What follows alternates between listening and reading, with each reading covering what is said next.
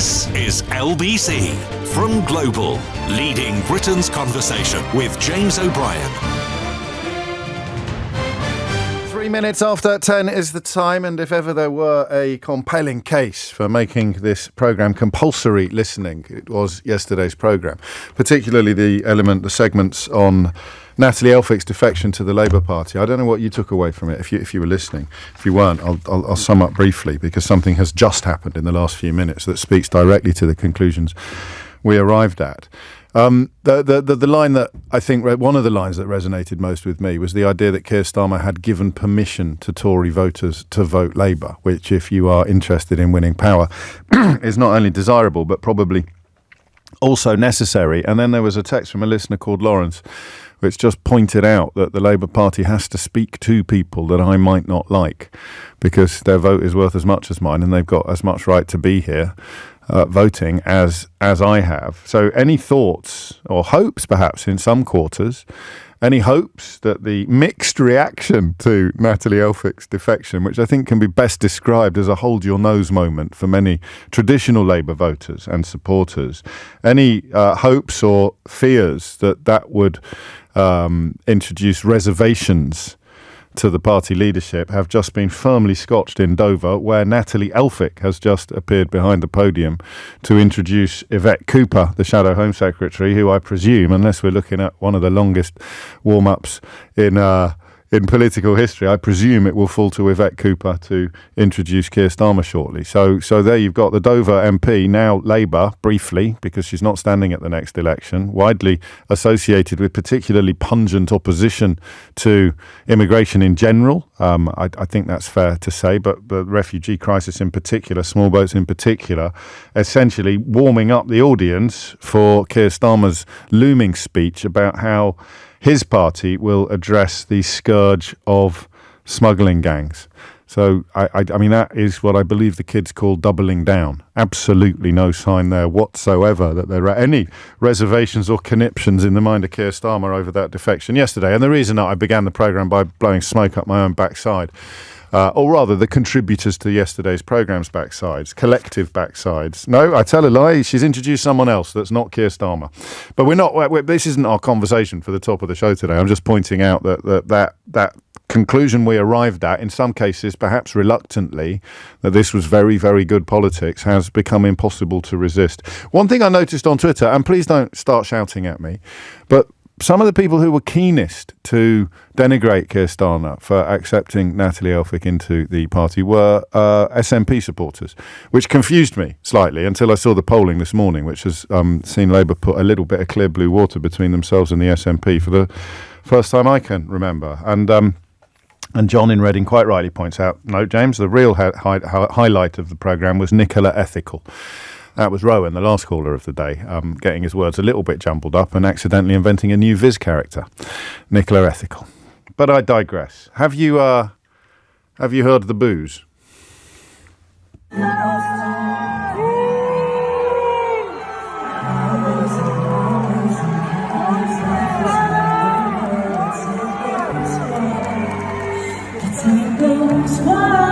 So that was a performance by Eden Golan, who is the Israeli entry for the Eurovision Song Contest, being disrupted by protesters in the room where it happens. There were between 10 and 12,000 protesters massed in the centre of Malmö, also objecting to her presence in the contest.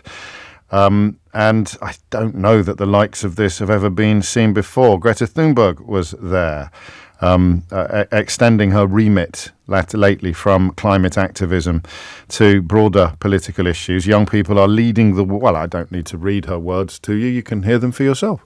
We think it is outrageous and inexcusable for Eurovision to let Israel participate while committing a genocide.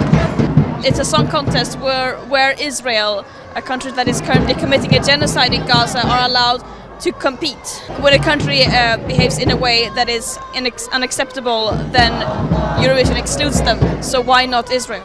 And finally, the chanting of that crowd, which marks a political moment that, well, it certainly focuses the mind, doesn't it? Dirty, dirty competition! Dirty, dirty competition! Dirty, dirty competition! Dirty, dirty competition! Israel out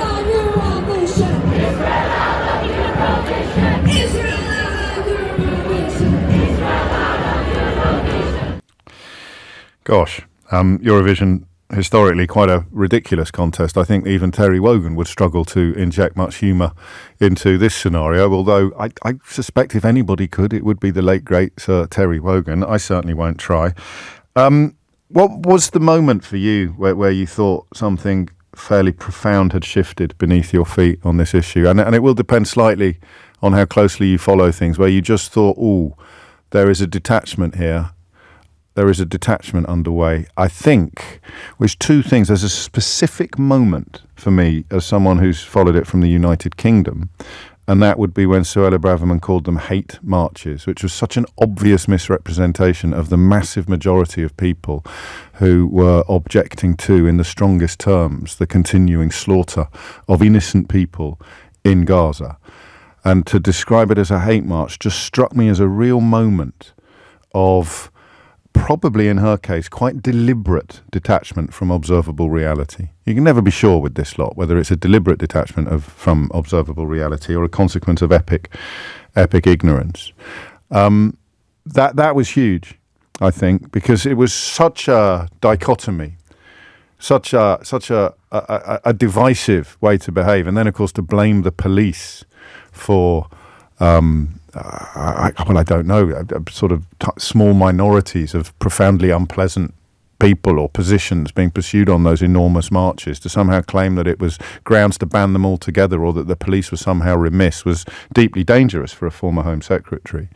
But that was huge. That spoke to me of Israel getting support from people that were not going to be helpful in the long term. People who by that point were offering Israel encouragement to continue the killing in Gaza struck me as people who were not really motivated by the best interests of Israel.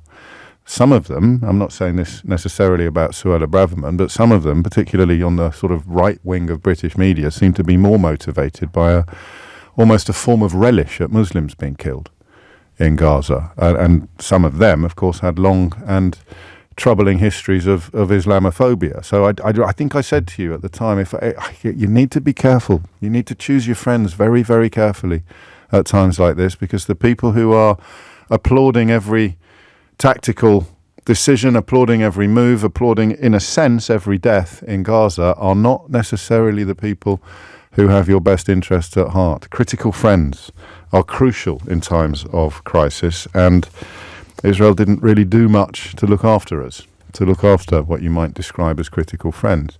And then the second point, which is fixed into the first. Peter's come up with a text which is very helpful. This is the other point where Israel lost the battle for hearts and minds, and Peter is still doing it. He writes, they're not hate marches, they're pro-Hamas terrorist supporting marches like when the Nazis marched.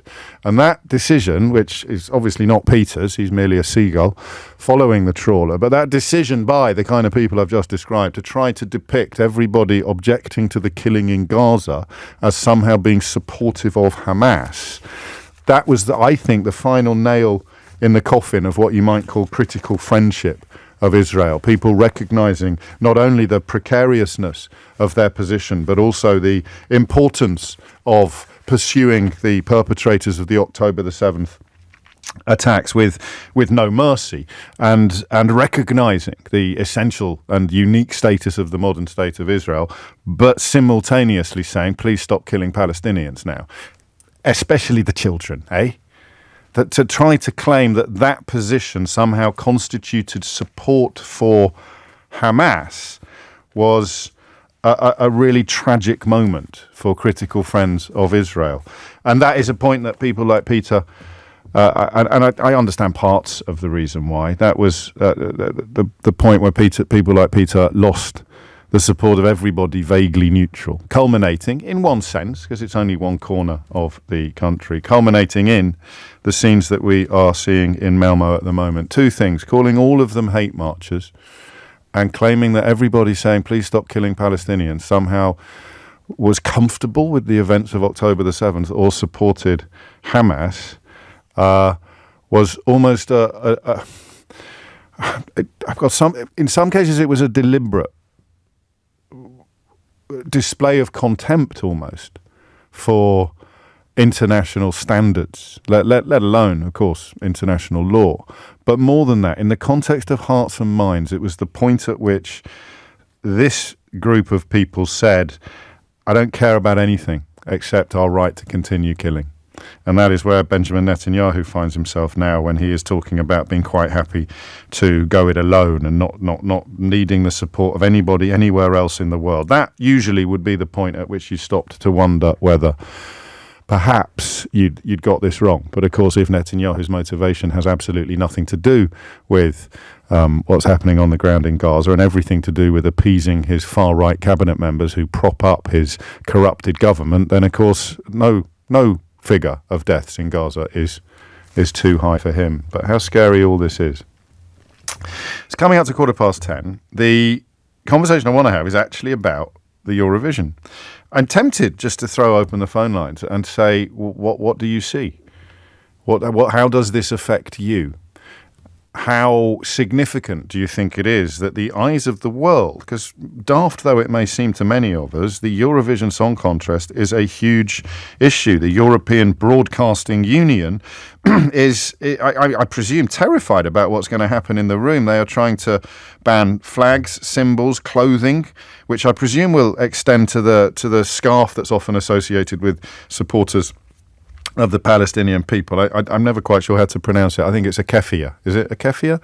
I've got a fermented drink in my fridge called a kefir, but I don't think that's the same thing at all. And you know how desperate things are when you can get into trouble for wearing the wrong scarf outside the context of footballification. So that, I think, is probably why items of clothing are on the list. You've got banners, anything being used for the purpose of instrumentalizing the TV shows would be removed.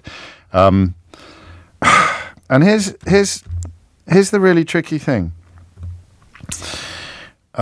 Israel's initial entry, by the way, did in fact reference the victims of the Hamas terror attack on October the 7th. So if you're minded to speak up for Israel today on the rights or wrongs of banning political expression from the auditorium in Malmo, then once again, the Israeli authorities, or whatever word you want to use, once again, they've scuppered your position, both intellectually and morally, because they wanted to sing about the terror attack on October the 7th, but the initial entry was barred, clearing the way for Eden Golan to sing this song, Hurricane.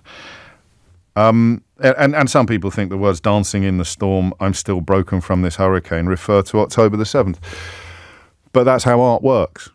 So I think the question I'm going to ask, and it's one of those mornings where it's very broad, and we may end up just saying, what do you make of all this then, eh?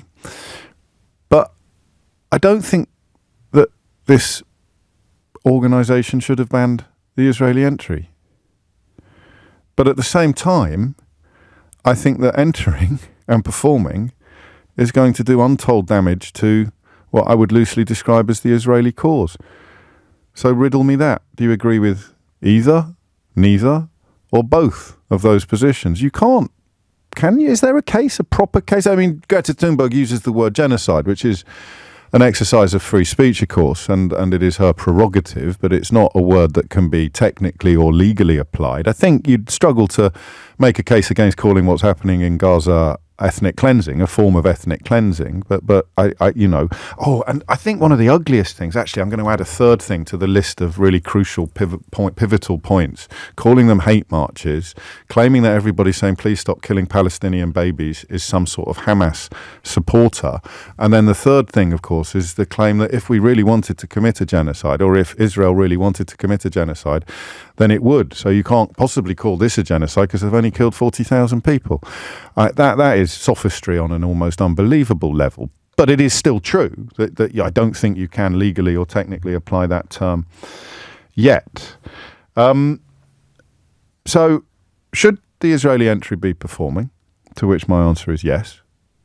034560600973. And yet somehow simultaneously, is the participation going to do much, much more harm to the Israeli cause and much, much more good than perhaps anybody there expects to the Palestinian cause, the cause of the Palestinian people, than would be evinced by not turning up at all.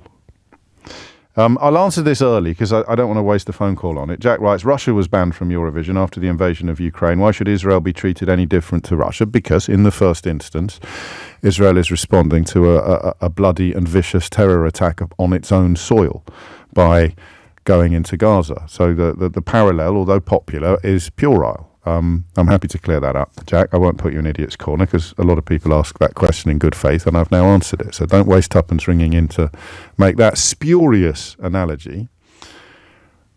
But here is where I think we are.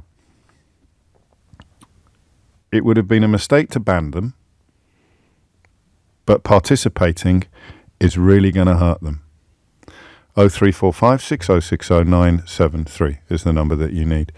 And I wonder whether somebody heartbroken, somebody deeply, deeply allied to the necessity of the modern state of Israel, someone who loves Israel but perhaps hates Netanyahu, it's probably an underreported position in this country but not in other European countries. I wonder whether supporters of Israel would also wish that you weren't joining in this time. I don't know. That must be a really tough moral dilemma because you're sort of saying you don't want to be cowed. You certainly don't want to be silenced by protest if you believe in the cause. But if you don't believe in the continuing carnage in Gaza, if you, like many senior Israeli politicians, are now publicly recognizing the eternal impossibility of the two objectives existing in the same space, you could either claim to be pursuing Hamas to destruction or claim to be desperately trying to secure the release of the hostages. To claim to be doing both while killing everybody in the region was clearly ridiculous, as we have said many times on this program, but possibly when we first started saying it, people weren't ready to hear it. But if you are someone who loves Israel but hates Netanyahu, what do you want to happen? Do you want it to go ahead or not? I'm trying to put myself in your shoes, just for a moment. And I don't know. I'll tell you what I think, and I've got nothing here except an intellectual imagination and a bit of an emotional imagination as well. I'm imagining what it would be like to be one of my good friends who's in Tel Aviv at the moment and is protesting against Netanyahu's government on a regular basis, dedicated, like a lot of people in the country, to a ceasefire, but who loves Israel and fears for its future. What would she want? Would she want this to go ahead? Would she want the Israeli entry to go ahead or not? I honestly don't know. So I'll ask you, and I'll remind you of the phone number, 0345 6060 973. James O'Brien on LBC. 23 minutes after 10 is the time. Darius isn't taking this entirely seriously. He says, James, I was just listening to your introduction and it occurred to me that Eurovision has never had anything to do with the music. That's not true. You don't have to be a fully paid up member of the ABBA fan club to recognise that Eurovision has produced some absolutely iconic moments and indeed music. ABBA, one of the finest bands of all time. And I think that Kilt is also being a little bit frivolous when they write, could you imagine if World War III broke out over the Eurovision Song Contest? But the question remains, should Israel be performing there, given the strength of feeling against the policies being pursued in Gaza? And even if you love Israel, I mean, Esther's been in touch to make a point I have touched on, Esther, but perhaps you missed it. You're right. Do you realise how many Jewish people and Israelis don't even agree with the Israeli government or in general with what's going on? So why would you ban all of us? Nearly all of us have nothing to do with Netanyahu or the IDF. It's all just so scary. And it is people like you, Esther, that I'm speaking to when I wonder whether you would rather Israel didn't participate, despite the fundamental injustice of being banned, but a voluntary decision to withdraw would silence the voices that are going to be heard, I suspect, all over the world when this competition is broadcast. Damien's in Newport. Damien, what would you like to say? Good morning, James. Long-time listener. Welcome. Great show. I'll keep my point relatively brief, but I think it's a very, very important one. I don't agree that they should be allowed to participate, mainly because it is an incredibly frivolous sideshow, a dead cat, if you will. What's happening now, you've got this huge debate about whether they should or they shouldn't, and the miserable reality for the innocents living on the ground is unimaginable. We cannot even think about the No, but you're conflating. I understand your point, but I mean, if it's really such a frivolous sideshow, then why do you need to ban anything or anyone from taking part? Because the only reason you would ban somebody from taking part is if you thought it was a serious issue. So you can't have it both ways, mate. No, I get what you're saying. That's because it's true. Okay, well, I don't. This is your domain and your manner, so I'm not going to. Explain to me how it can be simultaneously frivolous and also so important that Israel should be banned from joining in. Well, we're having this conversation. You're having this debate on the radio. Yes. And countless other stations throughout Europe and the world are talking about a song contest. Well, not technically a song contest. Technically, they're talking about Gaza protests and the arena in which they're currently taking place. So, I mean, you're playing the devil's advocate now, and I'm not, Damien. You haven't. Hey, mate, let's not fall out. You made a point. It was a bit silly, and probably because you've come on first, you haven't had time to think it through properly. But you can't come on and say it's really, really frivolous. It's a big dead cat, but it's so important that Israel should be banned from taking part. And you know, as I say, let's not fall out, but just needs a little bit more work. If I was giving you back your homework, it would be a C+ for effort, but probably a D- for execution. Marie's in Maidenhead. Marie, what would you like to say? Hello, James. Hello, I'm a first-time caller. I'm a bit nervous. I'm not surprised because I just ripped his head off, but I will be much more gentle with you, Marie, I promise. Right, well, I was just calling in to say that I don't agree with Israel being in the Eurovision contest, mainly because Israel isn't even in Europe. I'm glad you've got on early, because this is a point that we should probably nip in the bud. Do you know what else is not in Europe? Australia. Correct. So this is not a European song contest. It is the European Broadcasting Union, and it is their purview, their remit to deal with whichever countries they want to deal with. So you can't this year say Israel shouldn't be in it because of Gaza. You could only say it should be a European song contest, but it never has been. That's fair enough. Okay, I hadn't taken that into consideration. So bearing in mind that they've got a right to be there, if you like, constitutionally, should they have a right to be there this year politically or morally? Well, I still think they shouldn't be allowed there this year because it's a platform that's supposed to be apolitical, and they've proven time and time again that their choice of song will be political. That's debatable, but equally a lot of people would be on your side of the debate. Well, wouldn't you say that having a song titled October Rain as the first... But that was clearly political, but that one was excised from. They weren't allowed to enter with that one. Correct, but then you've got Netanyahu sending a message of support to the singer Eden, saying, good on you for standing against anti-Semitism.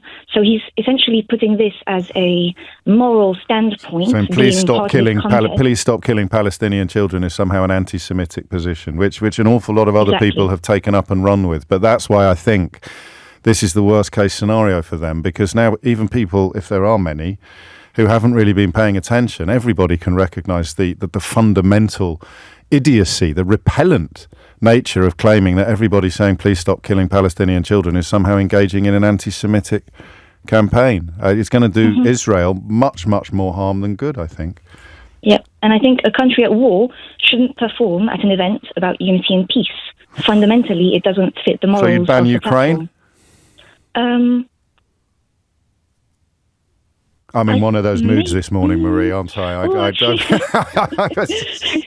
Because you wouldn't ban Ukraine, I don't think, because you think they're on the right side of a war, and there are people listening to this who think Israel is on the right side of this war. So that again would be a tricky thing to do. I wonder whether we're nudging each other, all of us, even Damien, towards a place where, regardless of what your position is, most people would agree it might have been better for all concerned if Israel had voluntarily withdrawn. Yes, I agree with that.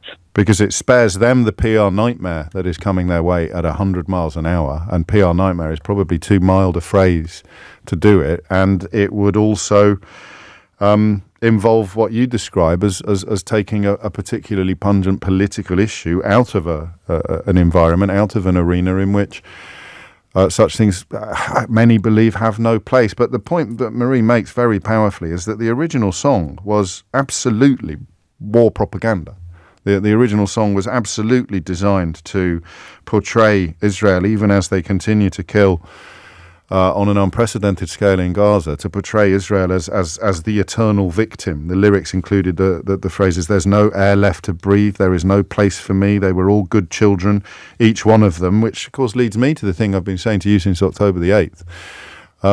So are the other children. The death of an Israeli child and the death of a Palestinian child in the mind and the moral conscience of most people is equal. And the people who are perhaps responsible for much of the worst excesses that we've seen in the last few months are people who, whether they're prepared to say it out loud or not, don't believe that a Palestinian life is worth the same as an Israeli life, or that a Jewish life is worth the same as an Arab life. It's 10:31. You're listening to James O'Brien on LBC. Thomas Watts is here now with your headlines. James O'Brien on LBC. It is 10:35 and you are listening to James O'Brien on LBC. Well, here's an angle that I wasn't expecting and hadn't anticipated, but it's an important one, and it is actually direct from the person I alluded to earlier, my friend who I thought was still in Tel Aviv. And fits very much into the category of loving Israel and not having any love for the current government there, but back in the UK now. I initially didn't think that Israel should participate. It just felt so unimportant, even a crass distraction from what is happening. However, when I watched last night, I was brought to tears by the song and performance. Karen Pelez, who wrote and composed the entry, lost close friends from the kibbutz Bari, and some of them are still hostages. It felt like I could hear her pain in the song, and to me it encapsulated the pain and emotional storm of the past 7 months in all aspects of this continually horrific situation. So that's one takeaway from this. I think, stepping back from personal relationships, the intervention from Benjamin Netanyahu possibly drives a coach and horses through the optimism contained in that perspective when he's saying you've already won, essentially by just being there. You have already won. Not only are you proudly and impressively participating in Eurovision, but you are successfully confronting a horrible wave of anti-Semitism. So my friend is right, but then up pops Netanyahu again to pollute and undermine even the most well-meaning and honest attempt to find some good and universality in the whole situation. Martin's in Mill Hill. Martin, what would you like to say? Hi, James. Hello, long-time listener, and I'm also a first-time caller. Welcome Hi, aboard. mate. Welcome aboard. Thank you. And I think I'm the model caller that you were asking for. I think you'll find I'm the one that does the absence of modesty here, Martin, not you. Well, basically, I'm Jewish. Yes. I am totally against Benjamin Netanyahu's politics and what he's doing.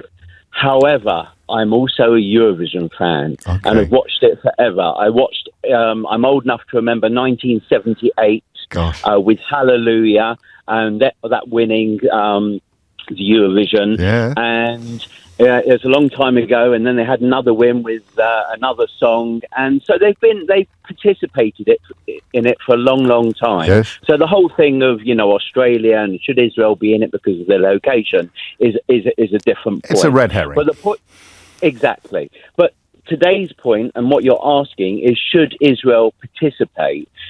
You used that term sideshow before. Yes. It is. If I asked you a question, which I'm going to, James, is what is the singers and the people who wrote the song, what are their political views? Do you know? No, well, I don't know, but I do know that the original entry had lyrics that needed to be changed. Was banned on the grounds of breaking the rules on political neutrality. So correct, but we don't know if she supports Benjamin Netanyahu. We don't know that.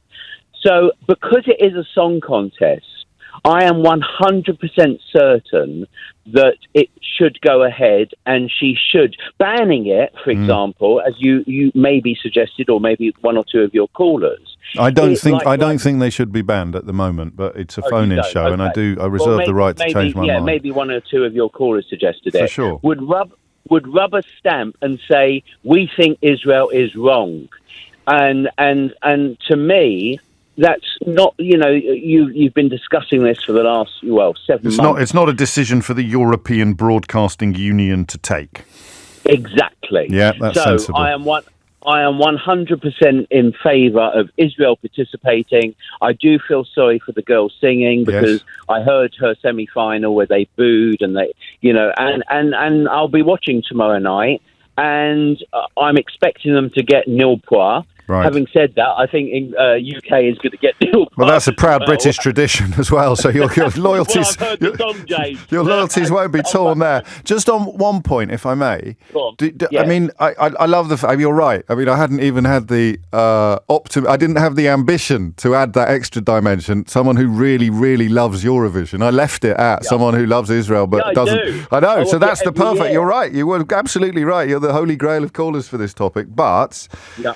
It goes ahead. There's 12,000 people in the middle of Malmo now. Those numbers are going to grow. It could be disrupted. Yeah. People who haven't really been paying any attention at all are going to start asking questions, and they're going to start reading about the death toll from, of course, October the 7th, but then the much, much bigger death toll subsequently of Gazan civilians. And it may do untold damage to Israel's cause. To shine a spotlight on the issue through the lens of Eden Golan. I hear you. However, I do agree with some comments that this is just, I believe, an opportunity for protesters who I wouldn't call anti-Semitic, because there's loads of protesters, and I protest against Benjamin Netanyahu's views and what he's doing. But I'm Jewish and I support Israel and those things.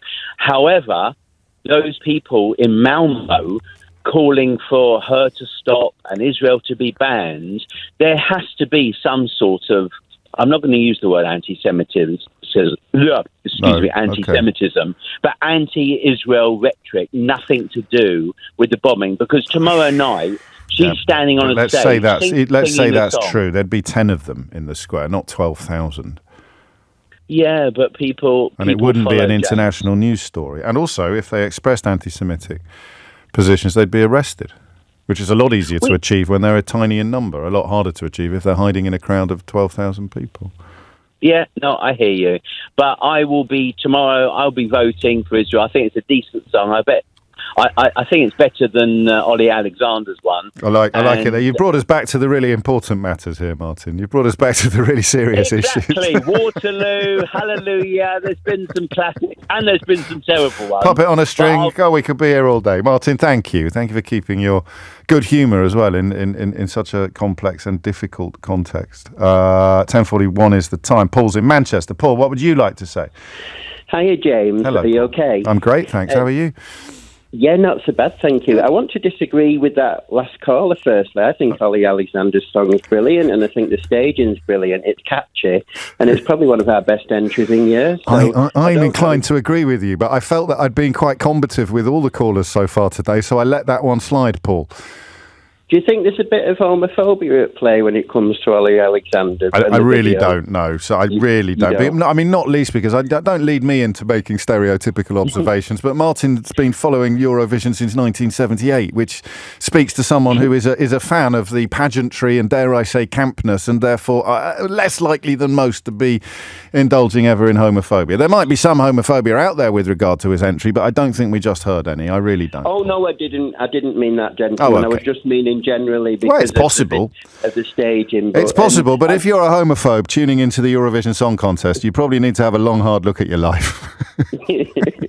But I'm a bit of a funny one, me, because I'm quite a left-leaning person. Yes. I did support Jeremy Corbyn as leader. I wouldn't support someone like George Galloway though, because I'm not socially conservative. Right.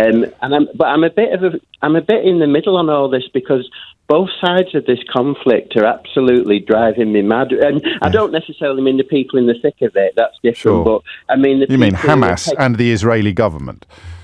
Well, no, I'm meaning the people who are taking sides Okay. away from that, because on the Israeli side, you've got a lot of people, as you say, who turn this into an anti-Semitism issue a lot of the time. Yes. But them same people, I'm gay, and them same people call people woke when they call out racism, call out LGBT phobia, Yes. and other things. So why are they so obsessed with anti-Semitism? Are they not woke for being so obsessed with anti-Semitism? I hadn't been struck by that. There's a degree of hypocrisy there, isn't there? So people who call out racism are woke, but they spend their lives accusing people saying, please stop killing Palestinian children, of being anti-Semitic.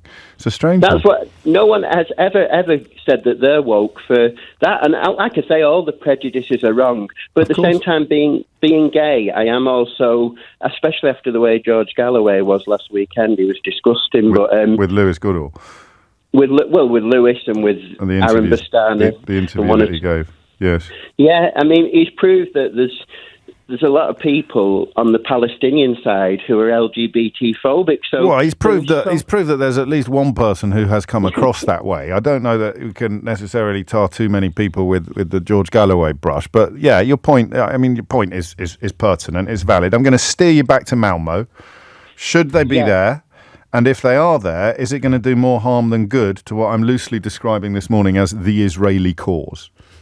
I don't think they should be there, partly because I actually have never got why Israel are actually in the contest to begin with, so that's another argument. But I just think, I don't think they should be in the contest. But I do actually feel sorry for the lady, because we don't know what her opinions are, and She's just being part. She's just. What if she turned up? What if she turned up wearing? Because I think she was wearing the yellow pin that symbolises support for the release of Israeli hostages held by Hamas. I consider that to be an entirely uncontroversial gesture, but it does ally you with one side, if you like, of the arguments as opposed to the other. If she turned up wearing a yellow pin and one of those scarves that everybody gets so upset about, if she tried to cast herself as somebody who is sympathetic and mourning all the deaths, could that have worked? Could that have been helpful? I'm not so sure, because I think the people who are really against Israel being in the contest and against the contest going ahead, don't forget that Ollie's had some backlash as well. But just for taking part at all while Israel are competing.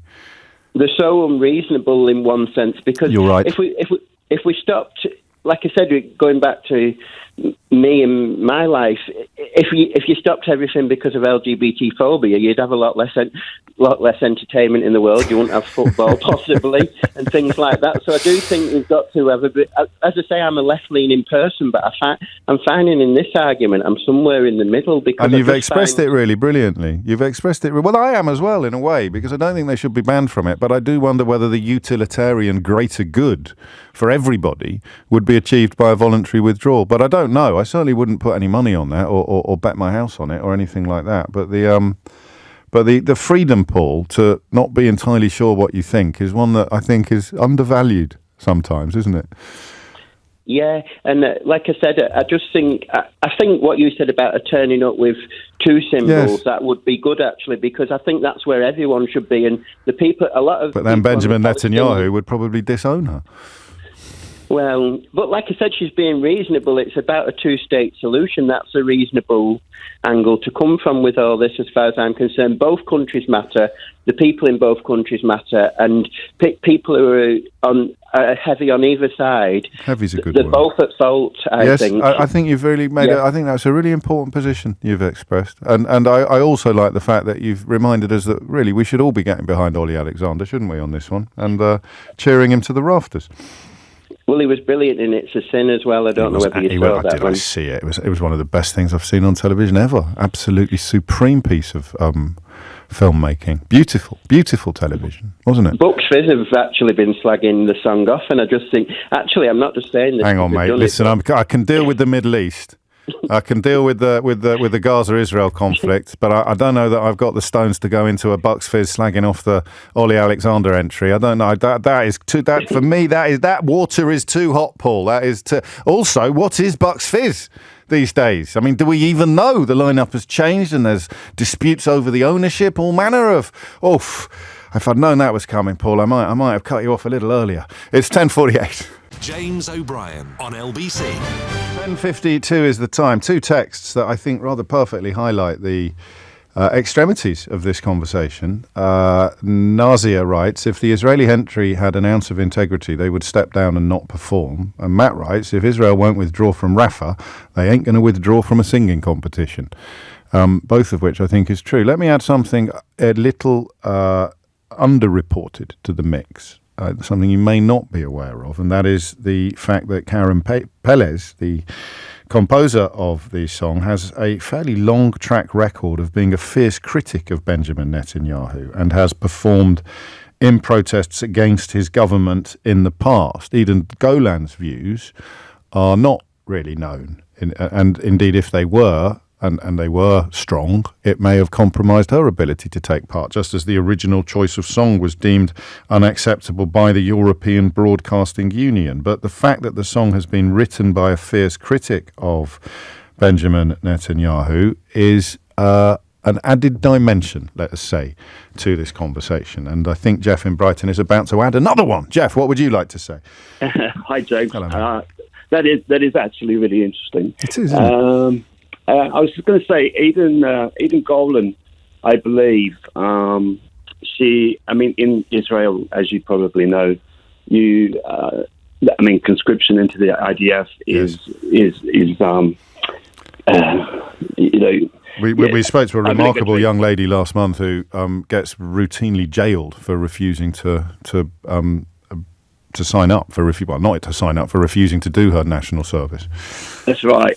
I think when she returns from performing in the competition, she's actually going to be conscripted into the IDF. Yes. So it's not as though she's objecting to the invasion of Palestine, and so it's almost like they have a performer in the competition who is actively supporting the invasion of Palestine. I'd say it's a bit of a leap, because the consequences of refusing to be conscripted are huge, and we don't know the contents of her mind. And even though a tiny number of people have found I would use the word courage in this context, have found the courage to refuse to join the IDF, I suspect there's a lot of people who would rather not, but do so anyway, Jeff. So I don't think we can state with absolute confidence that she is, by dint of being a subject of conscription, she's foursquare behind everything that the IDF does. Can we? Well, I don't know. You have an option. Yeah. You do have an option. And well, you don't. You have to join up. Or I don't know. And I think just reading up, her national service call-up has been delayed to let her compete in Malmo.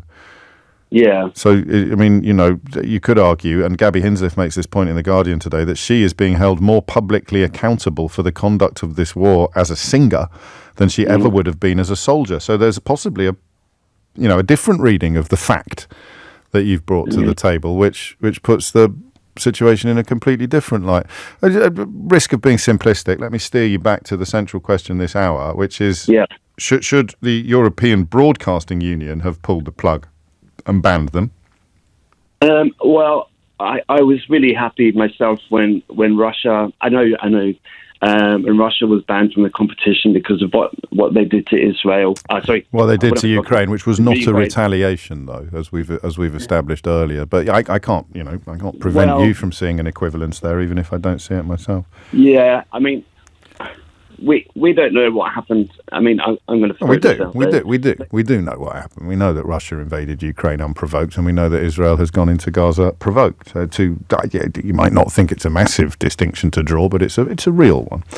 Thank you, Jeff. 10:56 is the time. Felicity is in Darlington. Felicity, what would you like to say? I just think that Israel's treatment has been very preferential, if that's the right word. Nearly. And sorry. That's all right. I know what you mean. That's the main thing. But if this had been any other maybe Eastern country, this wouldn't have happened, and we would have seen a bigger backlash from countries like Sweden, Iceland, and Finland, who were all very anti-Russia competing. Yeah, I understand the point, and the last caller made it as well, but I do honestly and very deeply believe that conflating Israel's response to the October the 7th attack with Russia's invasion of Ukraine is really, really wrong, Felicity. I think it's obviously wrong. And I'm not sure it helps any cause or position on this, because it obscures the questions that we should be answering instead, which would be, do you believe that the European Broadcasting Union should have pulled the plug on the Israeli entry? I think it's got to an extent where even countries are like asking for a ceasefire. However, writing ceasefire on your body has become a political standpoint for artists to make.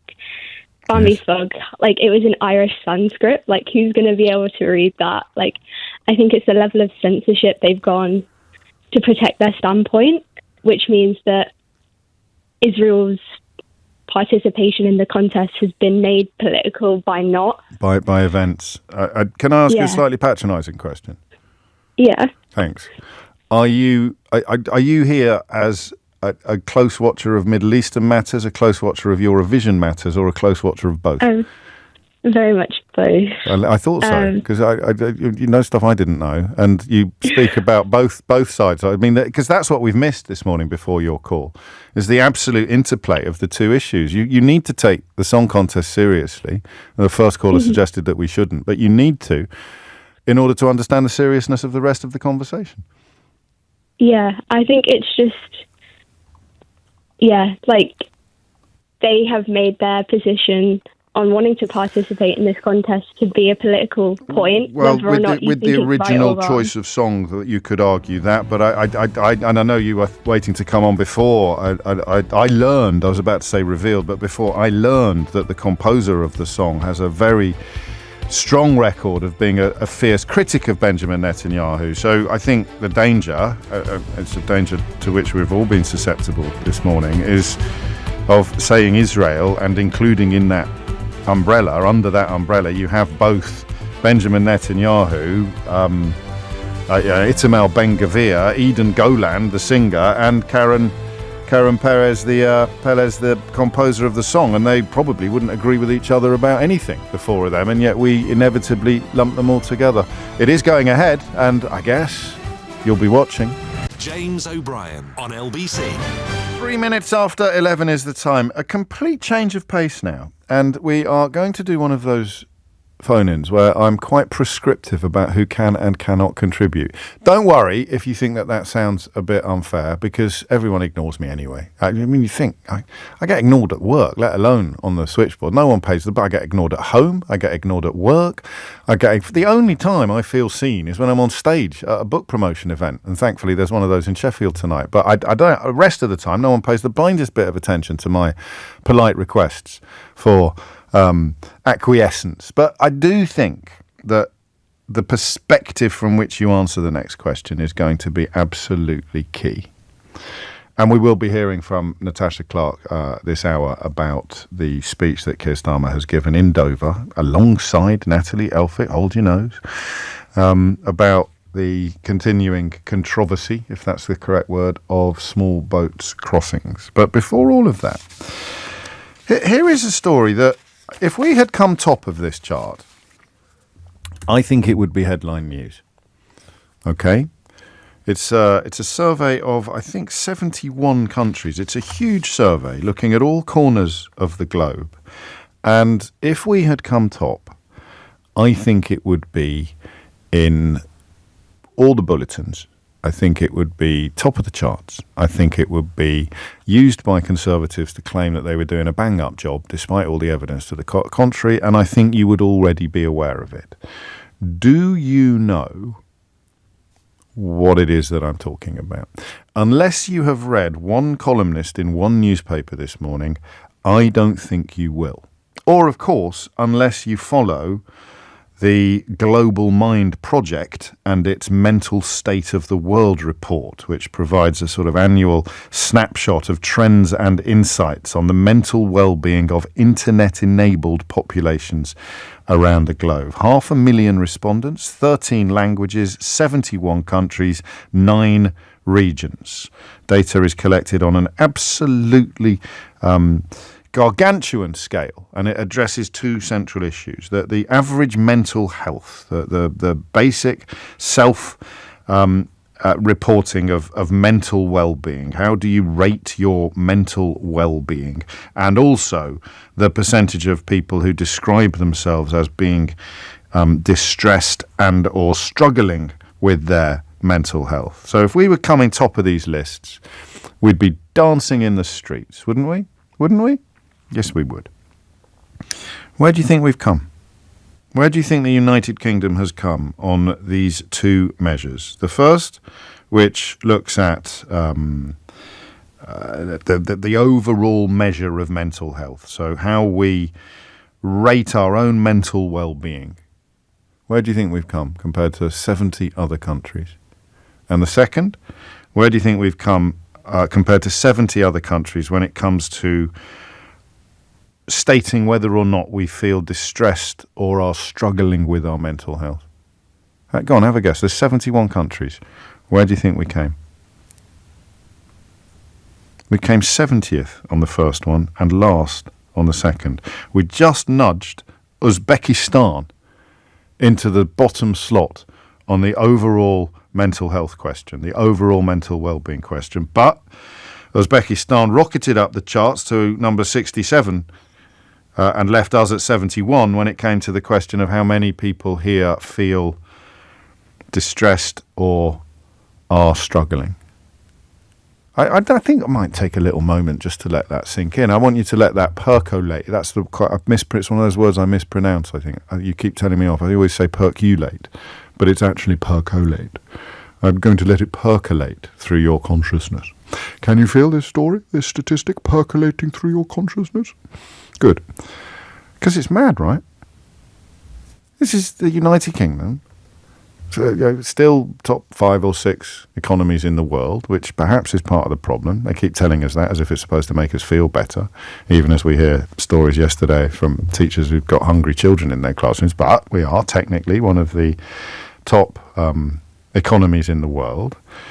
We are governed by multi-millionaires who enjoy all of the luxuries that money can afford, and yet they are governing a population that is unhappier than everybody else in the world. Some of the other ones near the bottom, because it's not, Ireland's not doing great, I've got to tell you that as well. South Africa, Brazil, Australia, working upwards from the bottom. India, Bolivia, Egypt, New Zealand, Iraq, Pakistan, Yemen, Spain. So it's not like we are cut loose from comparable economies and we are enduring a unique set of circumstances. But as with many things about the modern United Kingdom, we seem to be enduring problems faced by many populations even more than the other populations. Parts of it, I don't think that this is a conversation that can be answered just by shouting Brexit at the radio. But you know how Brexit makes most problems worse. So you can say, here are some problems that have been caused by or contributed to by, for example, the pandemic and the war in Ukraine. But you take that problem and add Brexit to it, and it gets worse in a country that's done Brexit than it would do in a country that hasn't. So that's what I mean by problems that are being endured everywhere, but are being endured more here. And George Monbiot, who writes about this in The Guardian today, and quite rightly wonders why it's not headline news, he points out, I think quite cleverly, that while the Global Mind Project cites smartphones and ultra-processed food... I've got a massive problem with ultra-processed food this week. Huge. Can you guess what it is? I'll tell you what, if you can guess what my massive problem with ultra-processed food is this week, I'll send you a copy of the paperback of how they broke... a signed copy of the paperback of how they broke Britain. Don't ring in. Do not ring in. Do not ring in. You have to WhatsApp me, and you have to do it quickly. All right? Can we do that? Can we get in touch with people who've WhatsApped? I'm just launching a competition on the programme without any T's and C's or anything. Am I going to get into trouble for that? Okay, sorry, you can't have a signed copy of the book. My apologies. Unlucky. But can you guess why, in book-related news, I've got a huge problem with ultra-processed food this week? If you can, I'll give you the money myself, except I won't, because that would breach Ofcom regulations. And don't ring in, just text it or tweet it. So why? Why would the United Kingdom be suffering more than other countries, including much poorer countries or countries that we would traditionally think were less desirable places to live? Ukraine is doing better than us on this chart. I'm getting distracted now by funny answers to my questions about ultra-processed food. No, it hasn't given me wind. It's got nothing to do with the kebab awards. And I haven't become ill as a consequence of eating so much gammon. So please stop with the funny suggestions. There's a very real book-related reason why I have a huge problem with ultra-processed food this week. Gavin's got it right. I'll reveal the answer shortly. But first I want you to provide some answers. And here's what I thought we could do.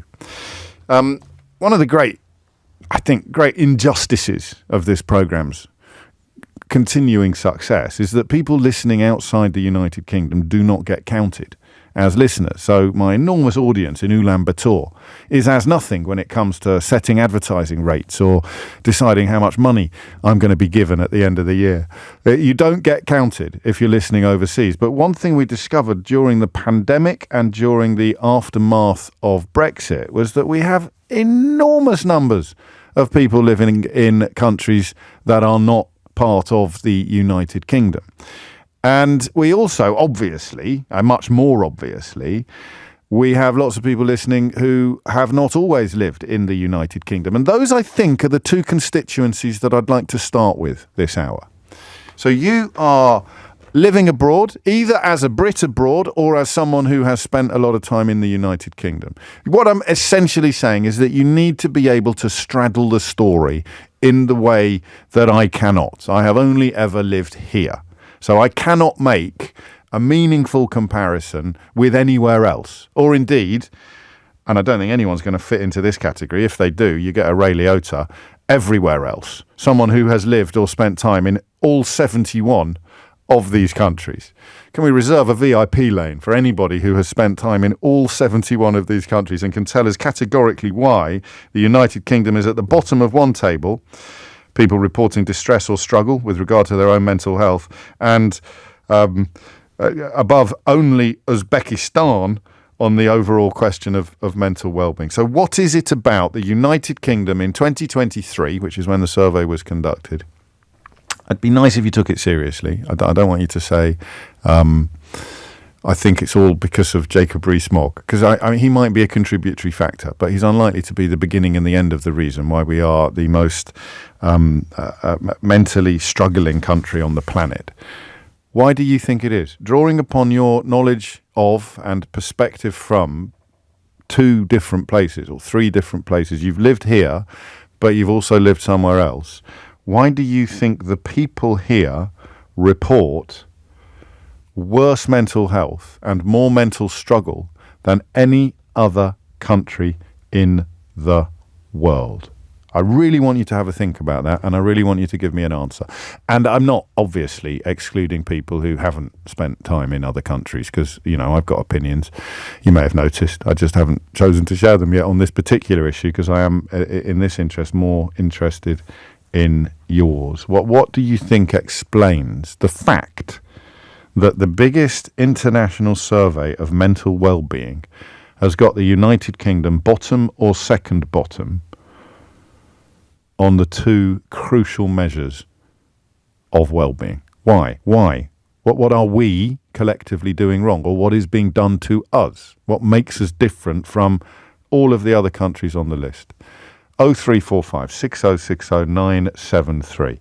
Shall I tell you why I've got a huge problem with ultra-processed food this week, or shall I tell you after the junction? I'll tell you after the junction, but I'm telling you now, you are going to need your violins to greet this news. James O'Brien on LBC. It is 11:17, and it is a question for the ages. Why is the United Kingdom at the bottom or second bottom on a global survey of mental well-being? And I don't know if Idiot's Corner is the place to put you, but if you're saying it's because they get benefits, then you should probably give your head a wobble. You don't get benefits as a consequence of responding to an anonymised internet survey.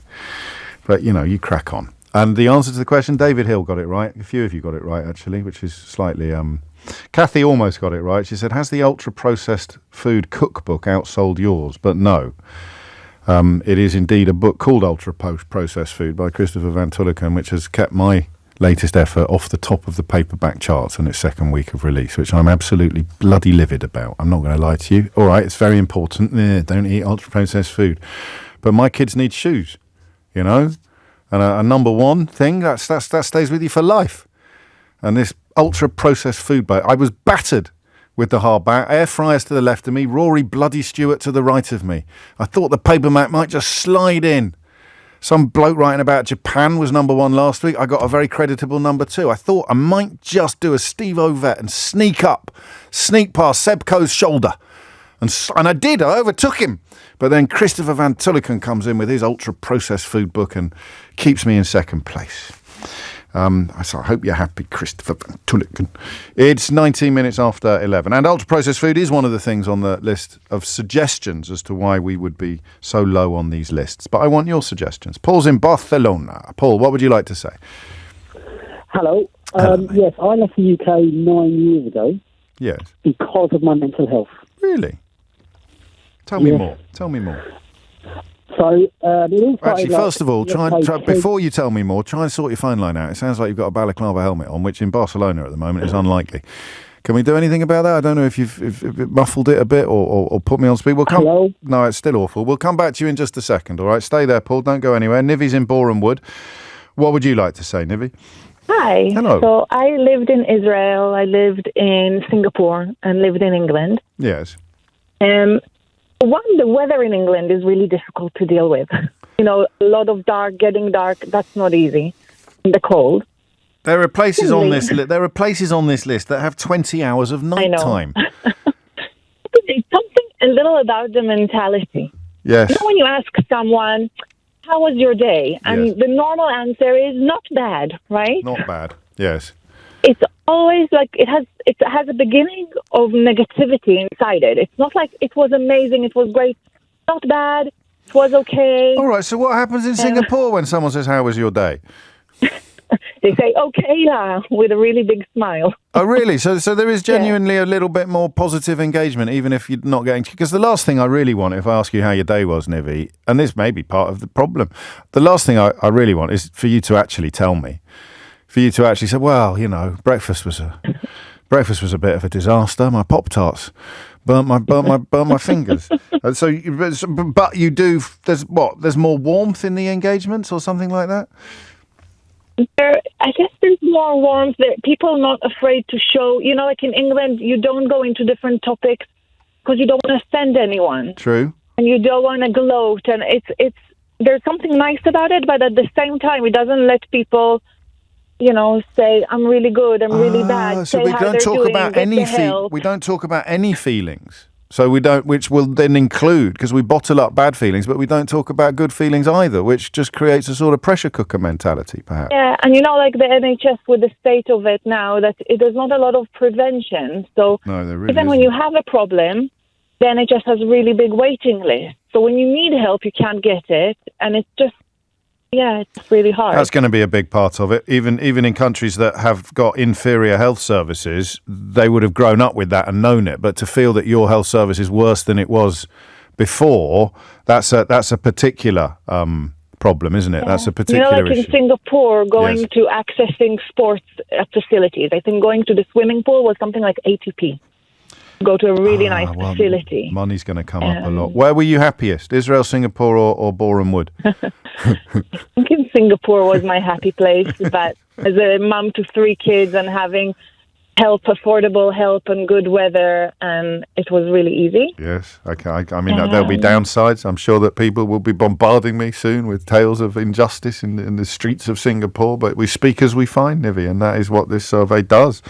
I wonder if people... Sri Lanka came top, actually. I was desperately trying to see where Singapore was on the list. Israel's really, really high on the feeling distressed, struggling measure, as in a very small percentage of people report themselves as feeling distressed or struggling. But Sri Lanka comes top on one and second on the other, which is mad in a way, because they've had civil war and they've got all sorts of problems going on. And I don't know what the Foreign Office advice is at the moment, but I don't think Sri Lanka is absolutely hunky-dory when it comes to the advice being given to potential visitors from here. Silke is in Crowthorne. Silke, what would you like to say? Yes, I'm afraid the last caller took a little bit the wind out of my sail, because I fully agree what she said. So you're having a go at the Brits. It's our own fault we've got poor mental health, because we're chicken and egg miserable. I'm afraid I'm just a German. I'm just...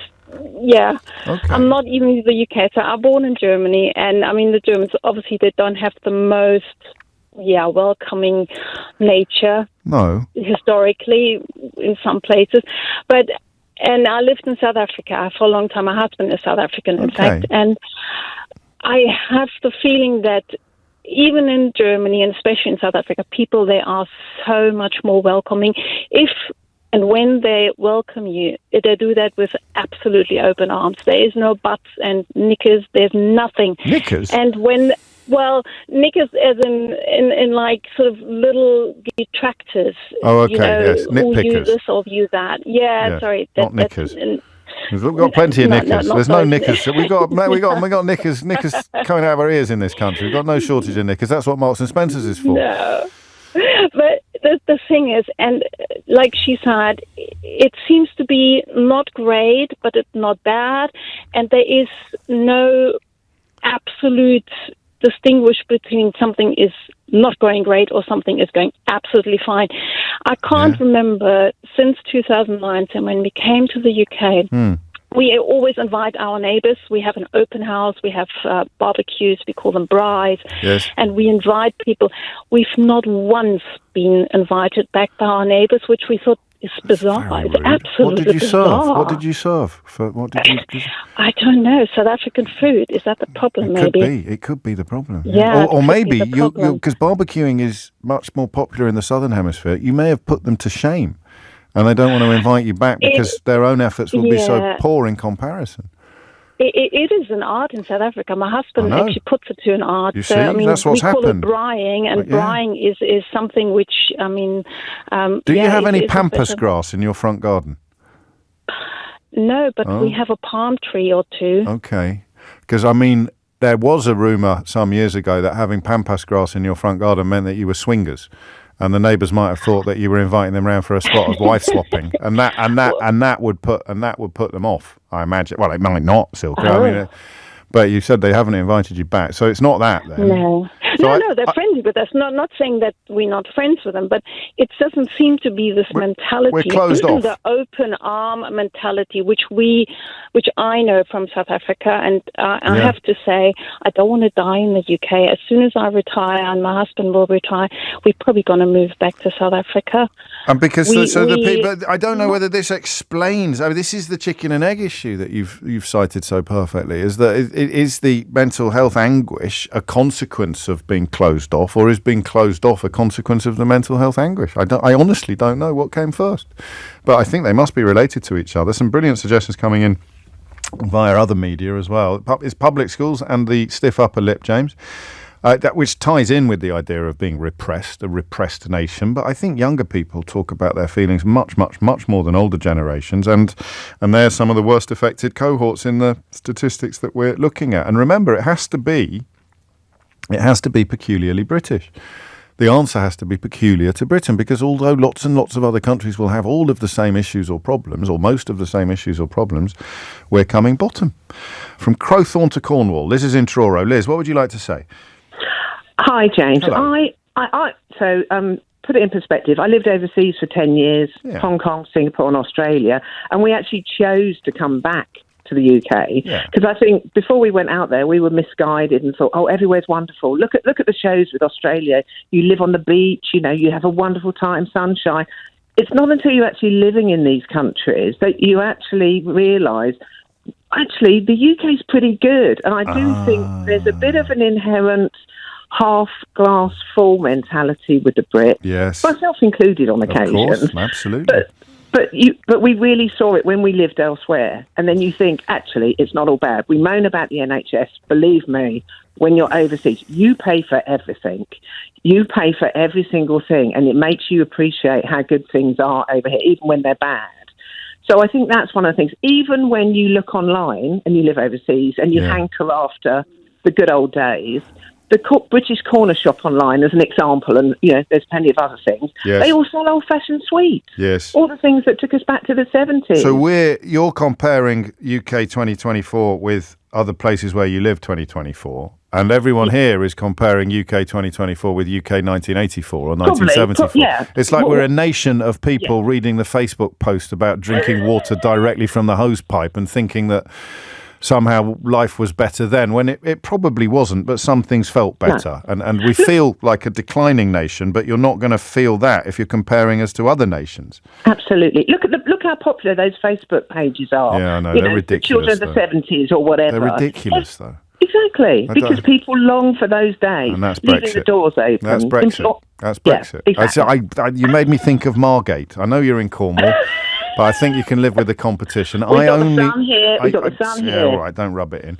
I only fully understood Brexit when I went to Margate a couple of years afterwards and just got a little grip of what it would feel like to live in a place that felt as if its best days were behind it forever.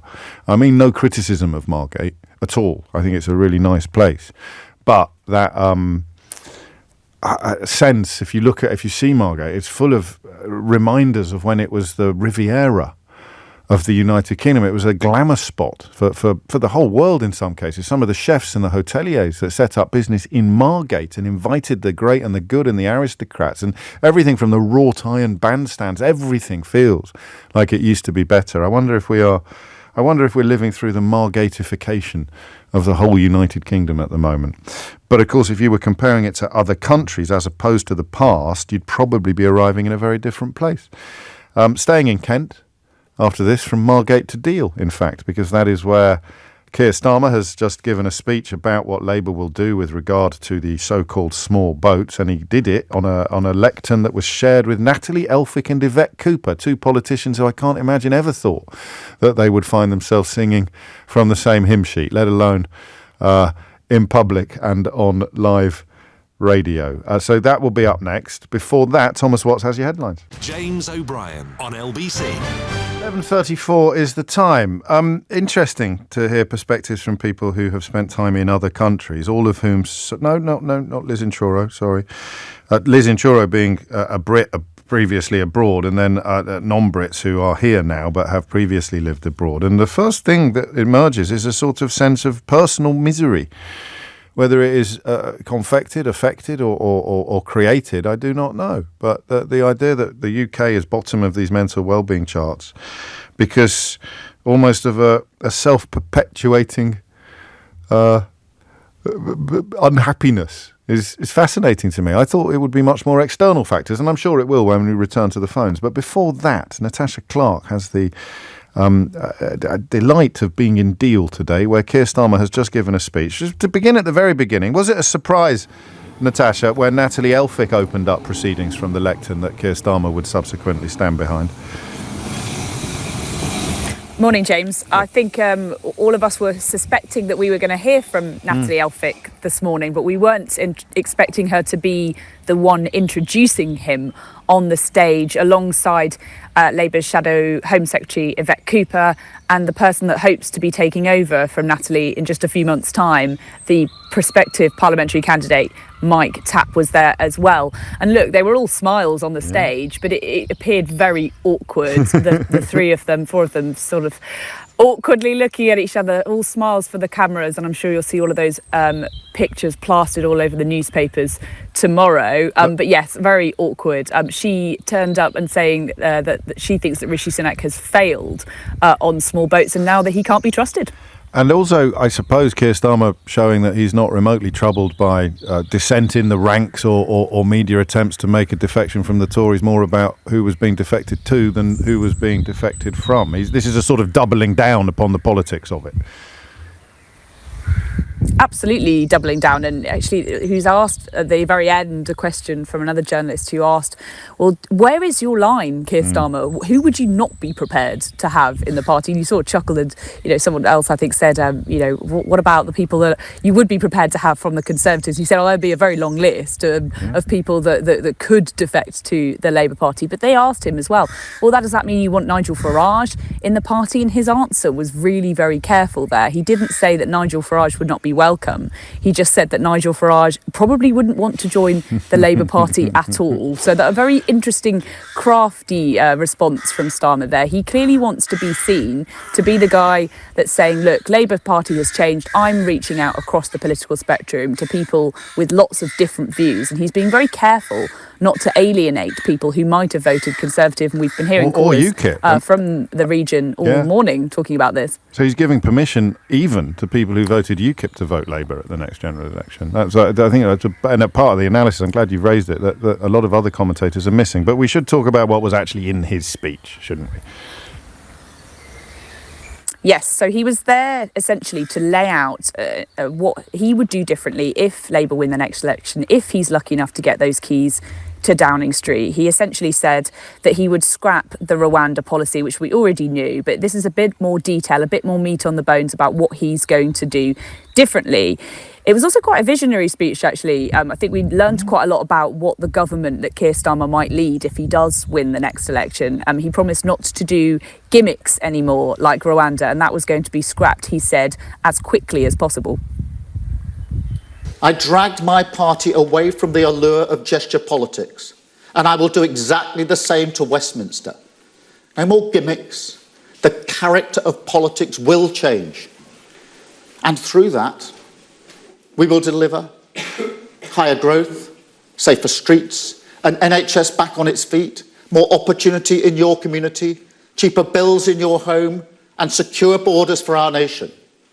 An asylum system rebuilt, the criminal gangs smashed, the exploitation of some of the most vulnerable people in the world prevented, an end to the chaos, a turning of the page, a politics returned to service, and a careful, patient, determined renewal of our country with Labour.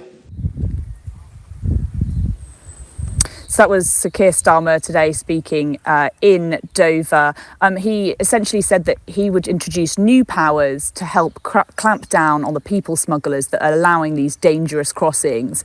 A little bit of everyone in that speech. I think there were some messages to the left of his party that he needed to be seen to be tough on borders, tough on immigration, but also to the other sides of his party who have accused him of going too far the other way and parking the tanks very much firmly on the Tories' lawn. There were some very moving moments as well, James. He spoke about seeing migrants the same age as his own two children who were, had made that very dangerous crossing across the Channel. He spoke about those who were dying in the Channel making those very, very dangerous crossings. He also talked about bringing in MI5, hundreds of new specialist officers. That will be a manifesto promise, he said, come the election, this new border command elite force. He also talked about how the Tories really have failed to deliver on this. They will obviously argue, well, the Rwanda plan hasn't started to work yet because we've not got those flights to take off. And I wanted to press him a little bit more on the timetable about, well, when exactly would you scrap this if you became Prime Minister?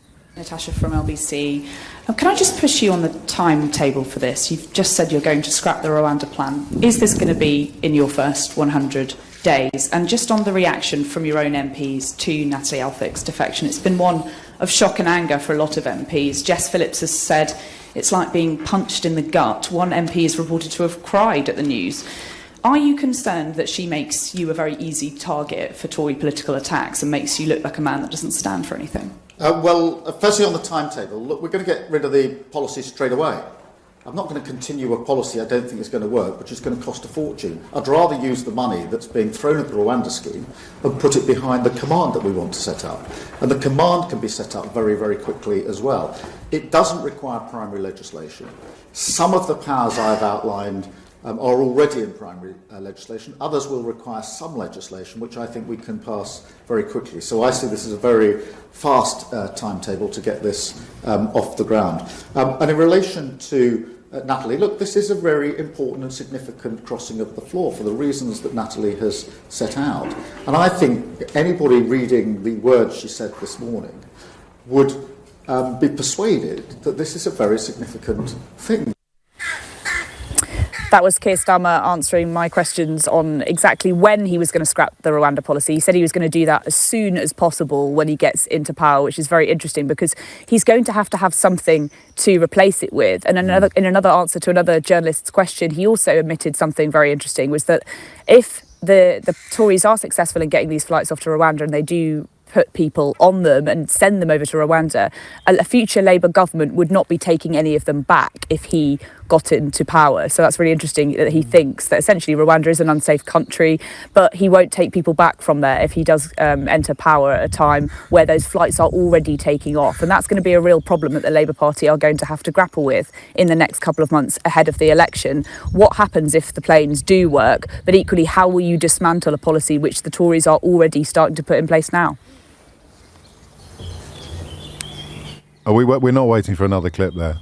That's it, James. I thought you might want to come back. No, I like this. This is the great thing about the delay. I was just enjoying the bird song, actually, Natasha, in the background, which is delightful. But so that's all the clips that we're going to play of the speech itself. He if I've understood you correctly, then he's seeking to turn the telescope around and focus sincerely upon the scourge of the actual people smugglers, while rehumanising the refugees themselves. Which is missing probably from government rhetoric on this issue, rehumanising the refugees by speaking about his own family.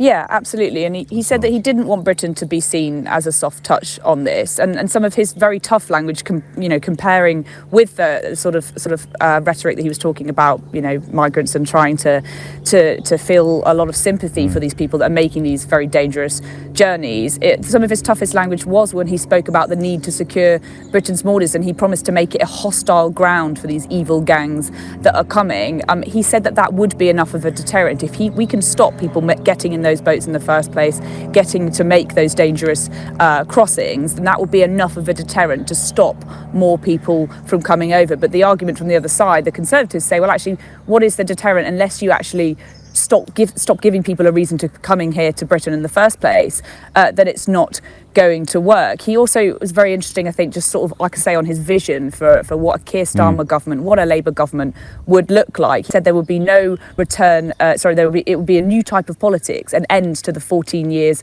of broken promises from the Conservatives. He talked about dragging his party away from the allure of gesture politics, and he promised that he would do the same thing in government, the end of gimmicks. He wants to do things that work. He also talked about wanting to renegotiate a deal with the EU in terms of migration partnerships, in terms of working closely together on things like Interpol, which is obviously things that we've had to leave after Brexit. A very interesting, wide-ranging and really fascinating speech from Sir Keir Starmer today here in Dover. Well, safe journey home. Thank you very much, Natasha Clark, LBC's political editor there, reporting on Keir Starmer's speech, which had all sorts of dimensions to it, given the personnel who were standing alongside him on that stage or sharing a lectern with him. But as I've said to you a few times now, the next few months are going to see a increasing sense of Keir Starmer being run under the microscope as a potential Prime Minister. I'm not expecting any prizes for that observation, by the way. It's about as obvious as the nose on your face. But I am enjoying all of the people who seem to enjoy the bird song in the background. Did you do that thing again on that? Or you did? So do you know what Keith does? This is why we pay him the big bucks. In the quiet moments, Keith turns up the background so that the birds assume a role of their own on the programme. They assume they become like the backing vocalists. If I am Sonny and Natasha is Cher, the birds in the background, with Keith playing the role of Phil Spector at the mixing desk. The birds in the background, but that's a bit unfortunate. No, who's a really good producer who hasn't gone to jail? I can't remember. But Keith being the producer on the mixing desk, raising the volume of the birds to create a sort of wall of sound that I'm delighted to see so many of you enjoying. It's 11:45. James O'Brien on LBC. 11:49 is the time. I guess rather more urgent, but similarly underreported. Talking about the Global Mind Project for the first half of this hour, but we turn our attention now to a profound sense of fury and disappointment in the government's failure to bring in a law needed and promised to address the institutional cover-up of sexual abuse of children. I'm joined by Alex Renton, the investigative journalist and himself a survivor of child sexual abuse, about which he has written incredibly powerfully, and about the importance of what is known as mandatory reporting. You have never been in any doubt, Alex. No, I've been reporting this for 10 years since I first came out about what happened at my boarding school, the many teachers there who were sexually and psychologically abusing us. And the answer always seemed to be, I think people in Britain would be amazed to find this isn't already the case, that there's a criminal sanction on people who fail to report abuse of children. And we had a child abuse inquiry that sat for 7 years, and their conclusion was we should have that. And the NSPCC have come round and they agree. And 80% of similar countries around the world, they have this. And the government announces this, what it says it is, mandatory reporting, and it turns out not to be that at all, and I think puts the whole cause back. So I think some profoundly disappointed people today, and met tens of thousands of survivors who've come up bravely, given evidence, the Jimmy Savile survivors, the football club survivors, not just boarding school survivors. No, of course. What have they offered up instead, in layman's terms, if you like? Well, I mean, really very little that makes any difference to the current guidelines that already exist. So the headline that the Home Office and James Cleverly will be pushing is a tough new law on failure to report, or deliberately failing to report an allegation of sexual abuse. Only sexual, not violence or bullying. But the problem with that is, and it's a 7-year criminal sentence, but if you're convicted. But the problem with it is that it's confined to officers of the Crown, which means diplomats, policemen. Right. So the headmaster of your and my schools, yes, the coach in the football clubs, the priests, the care home managers, and there's a lot of private care homes around. Yes. No new sanction on them at all. And in fact, there's so many get-outs that they can decide that their own abuse shouldn't be reported because it's in the child's best interest not to report it. And I think, because you know this story, you'll have heard that line used before. Many times, yes, usually by men wearing dog collars and monks' habits. And posh headmasters. Looking after the reputation of the school, not the child, but claiming it's the child's priorities being put first. So no criminal or other sanction at all for failing to report, except for this tiny cohort of people? Or? That tiny cohort.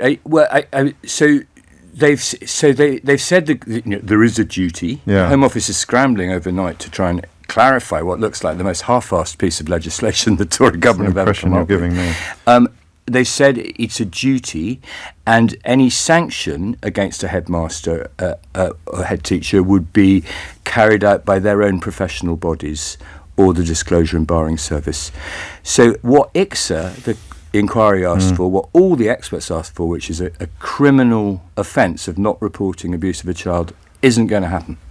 If I sort of pressed you into devil's advocacy, I asked you to be litigating for the other side of this conversation, what would you say? What reasons might there be for the government having failed to do what you and so many other campaigners in this field, and indeed survivors in this field and the families of survivors, and the inquiry considered to be the obvious necessity?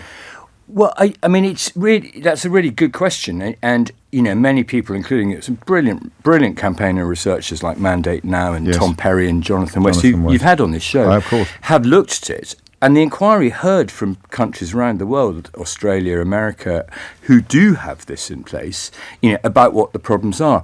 And the principal problem, I think, has always been, and they think, has always been money. So when Michael Gove, years ago as Home Secretary, first considered bringing it in, the police said, there'll be so many nuisance reports, we can't afford, there isn't social services and the police don't have the resources to do it.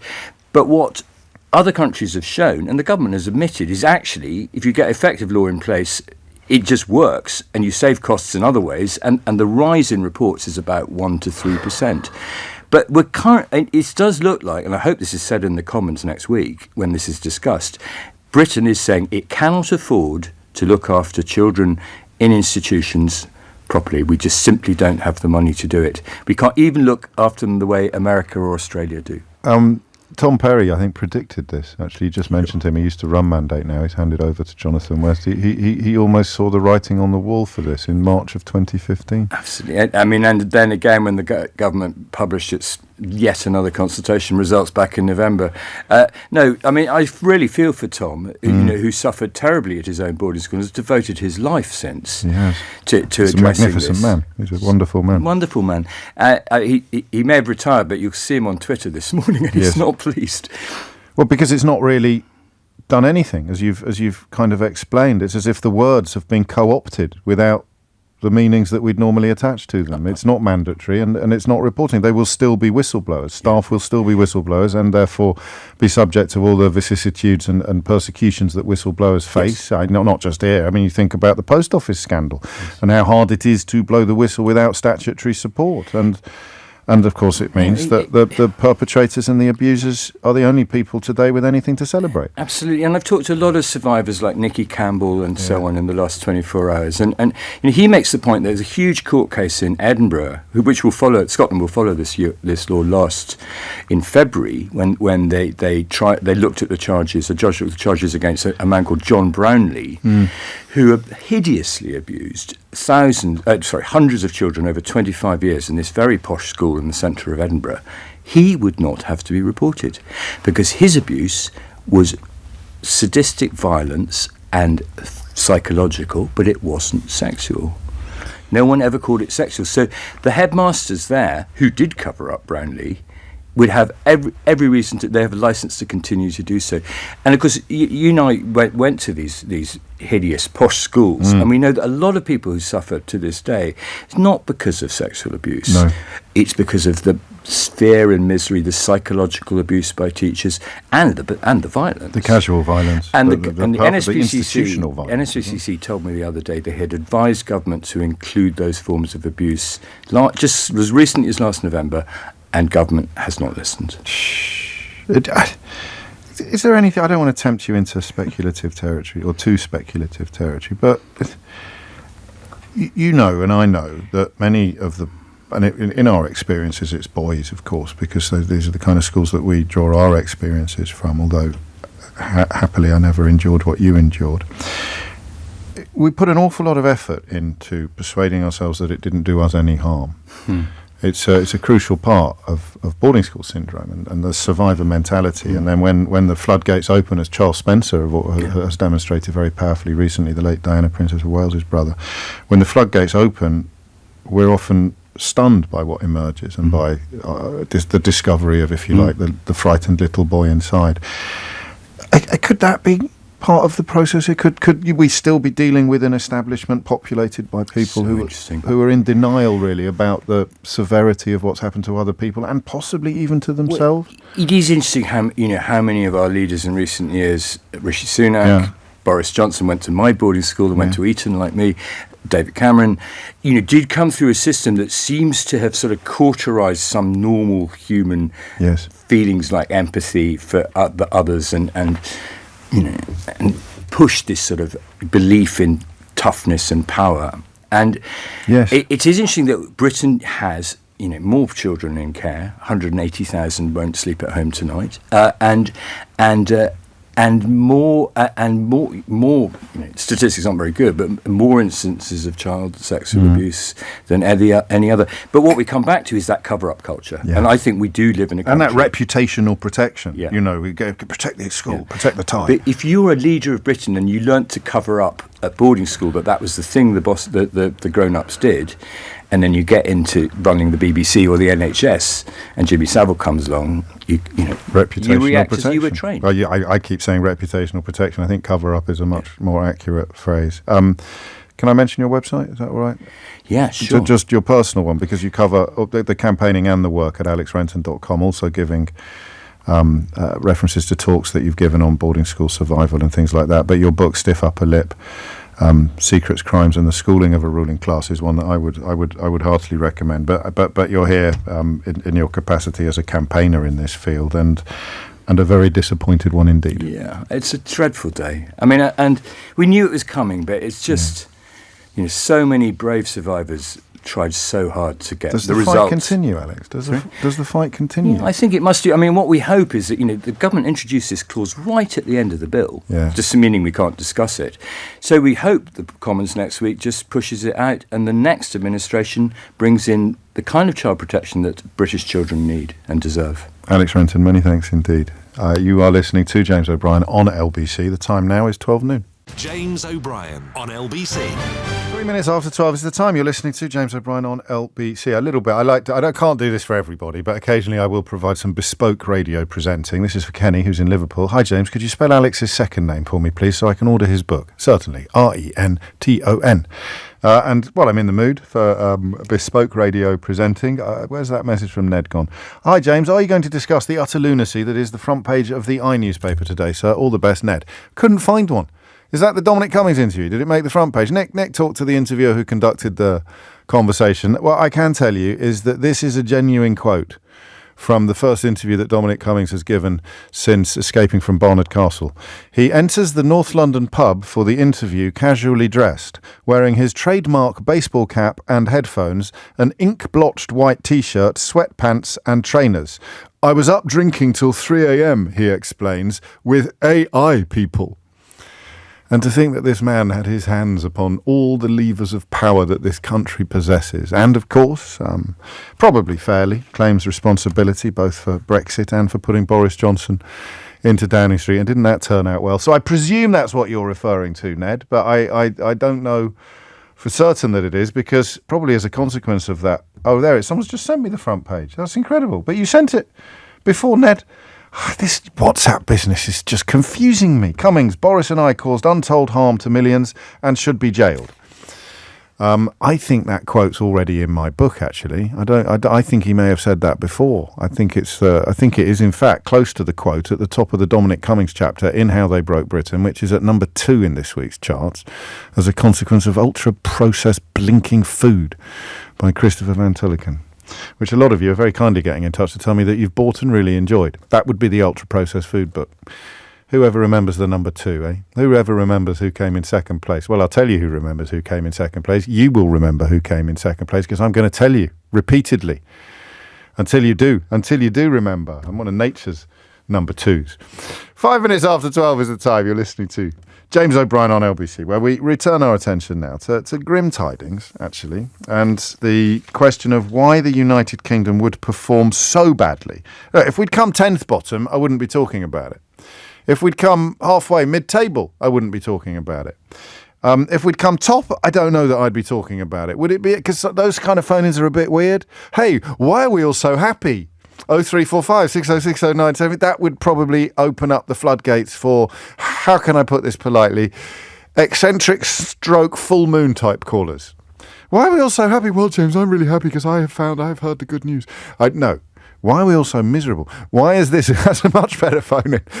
Do you know, the answer to this question may be contained within the question. Why is it a better phone in to ask people why they're miserable? Answer, because you're British and you're conducting a phone in the United Kingdom. If this was, who came top again, Sri Lanka or the Dominican Republic, maybe the equivalent of James O'Brien on the Dominican Republic radio is now saying, why are we all so happy, my friends? Ring me now on 0345 606009. And then you just have a long succession of really lovely people ringing in to explain why they're so happy. And it would be beautiful, uplifting radio.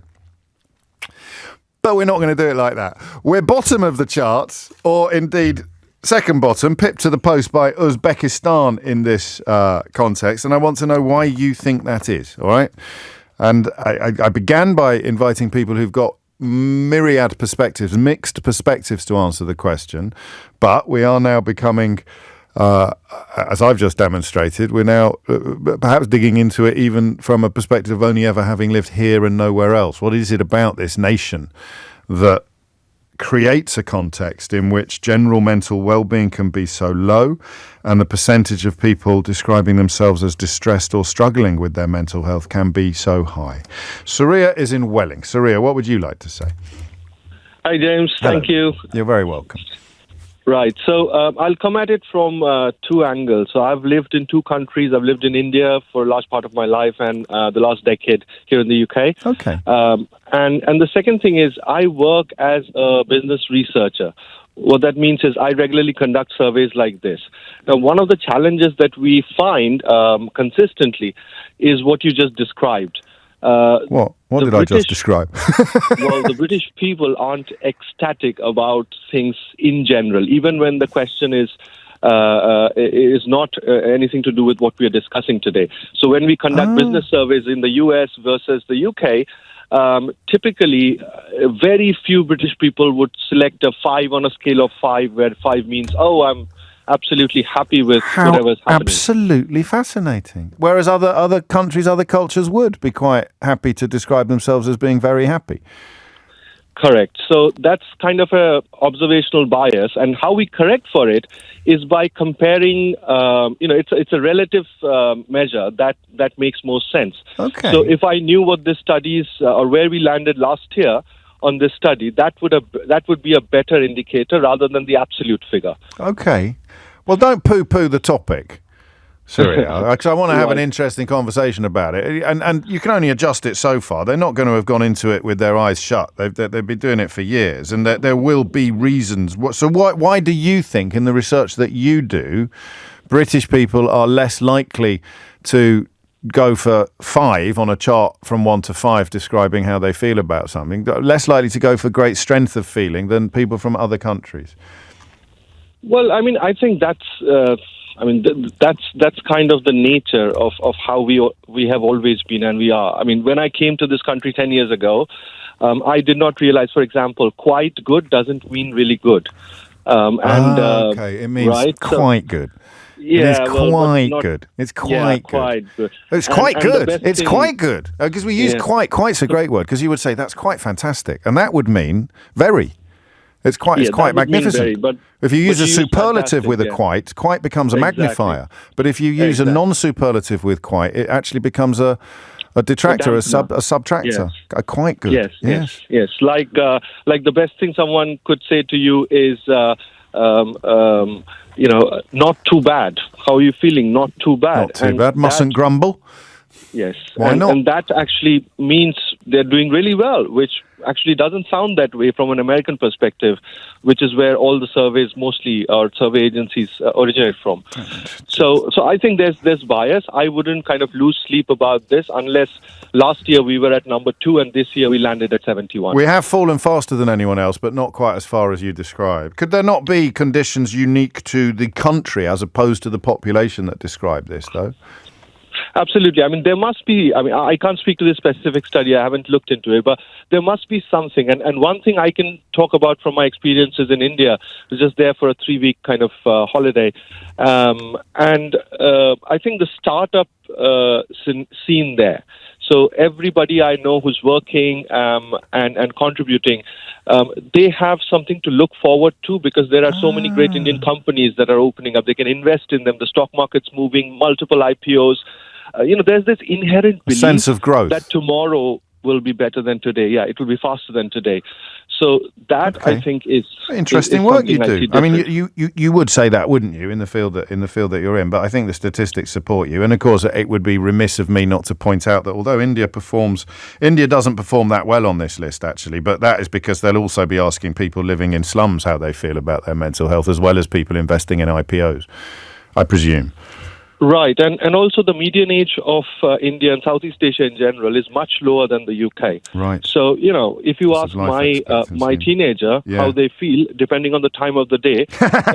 you can say that again, yes.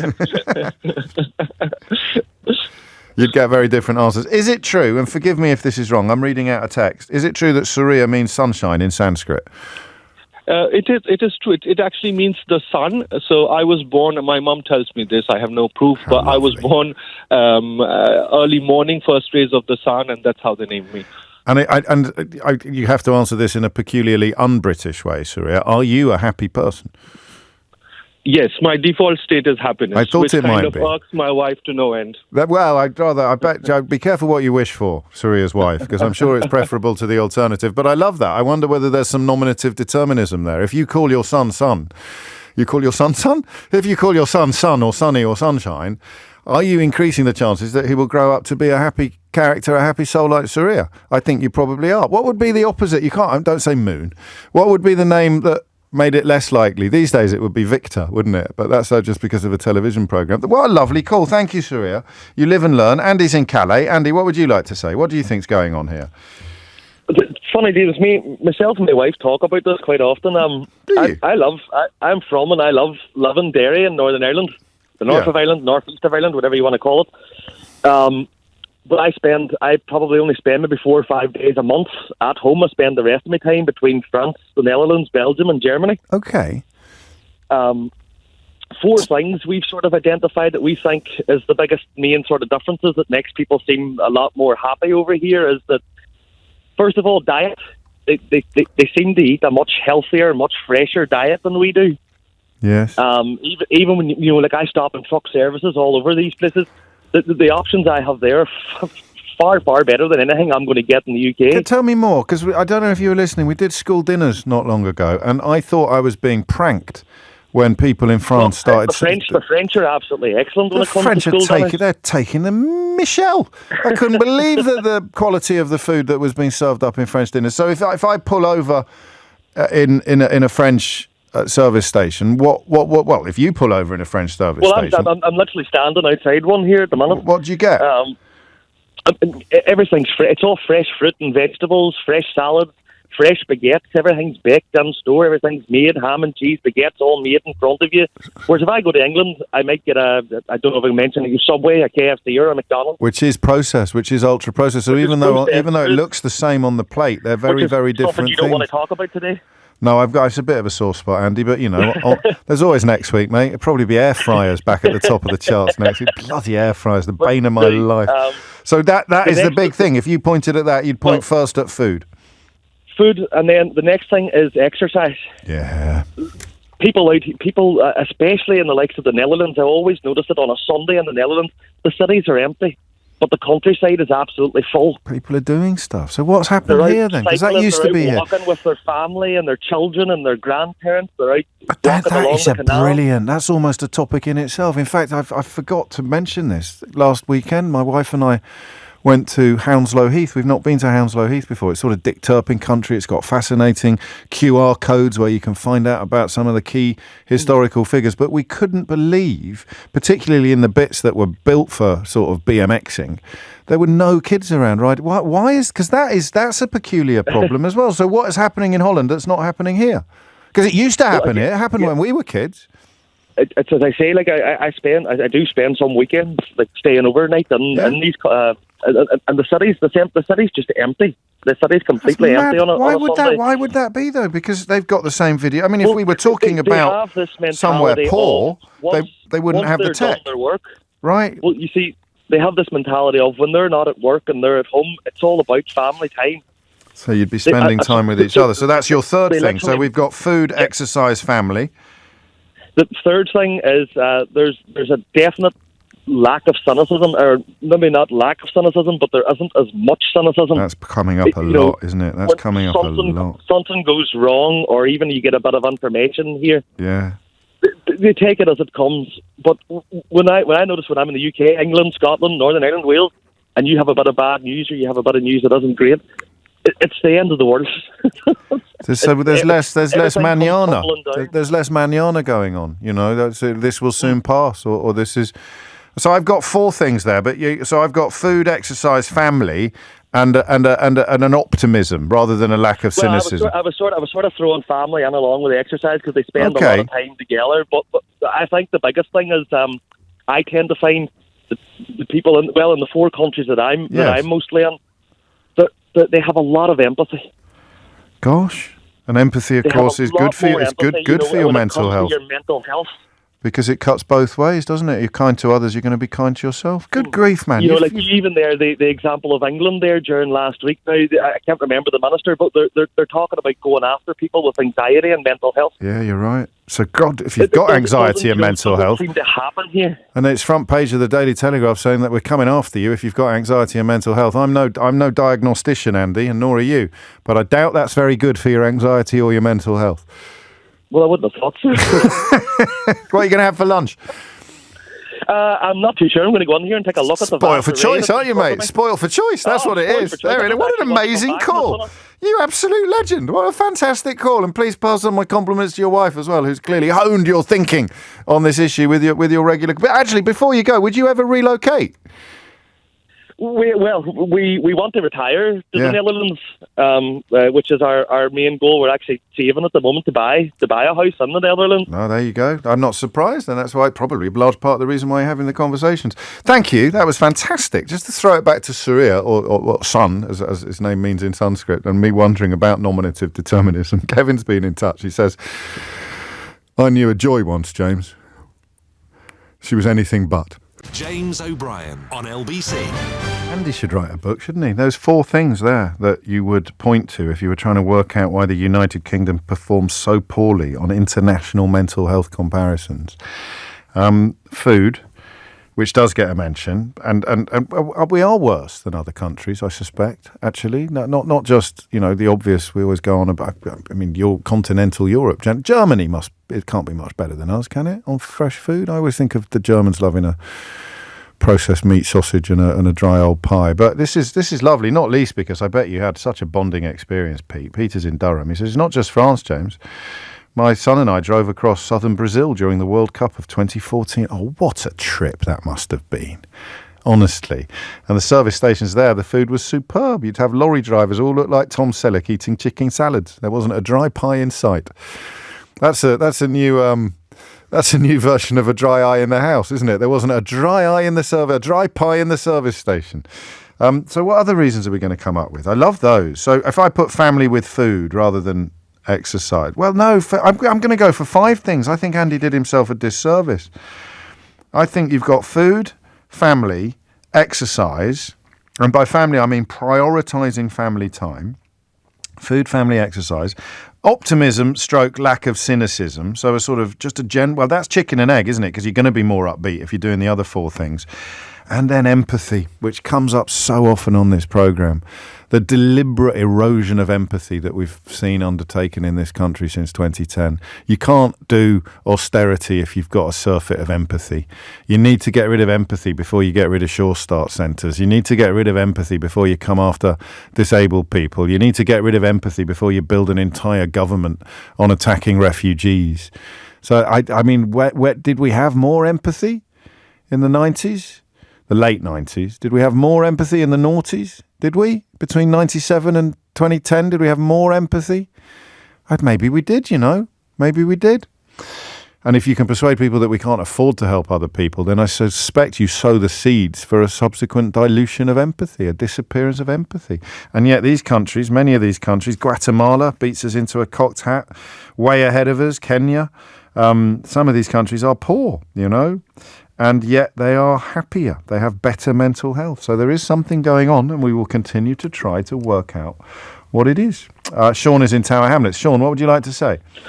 Oh, hi, James. I'm very grateful to have this opportunity. I do listen to your show, and I've been listening for a very long time. So this is the first time I'm being able to speak to you. Fantastic. I wanted to bring a perspective. I don't know whether any of the callers has mentioned. I grew up in Bangladesh. I was born and brought up in Bangladesh. I came in this country in 2000. Almost I spent half of my time in Bangladesh and half of my time in the UK so far.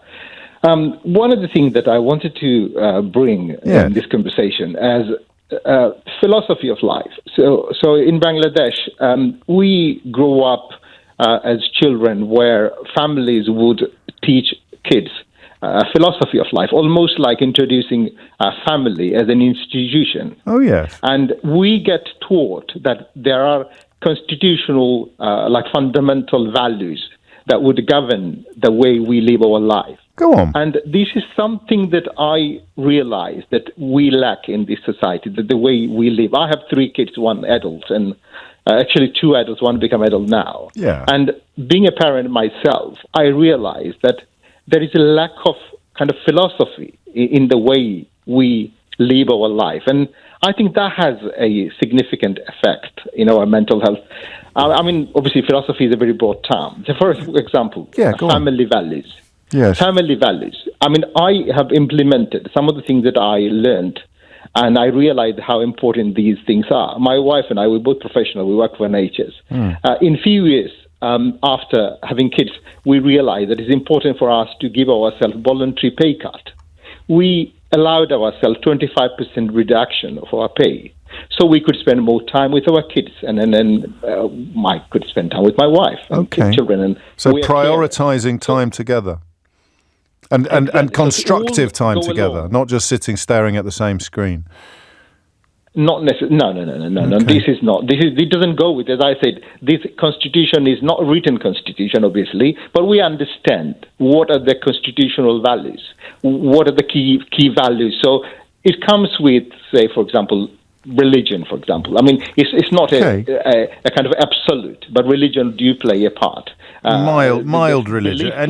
All religions essentially contain, almost all religions at some point contain a version of be excellent to each other.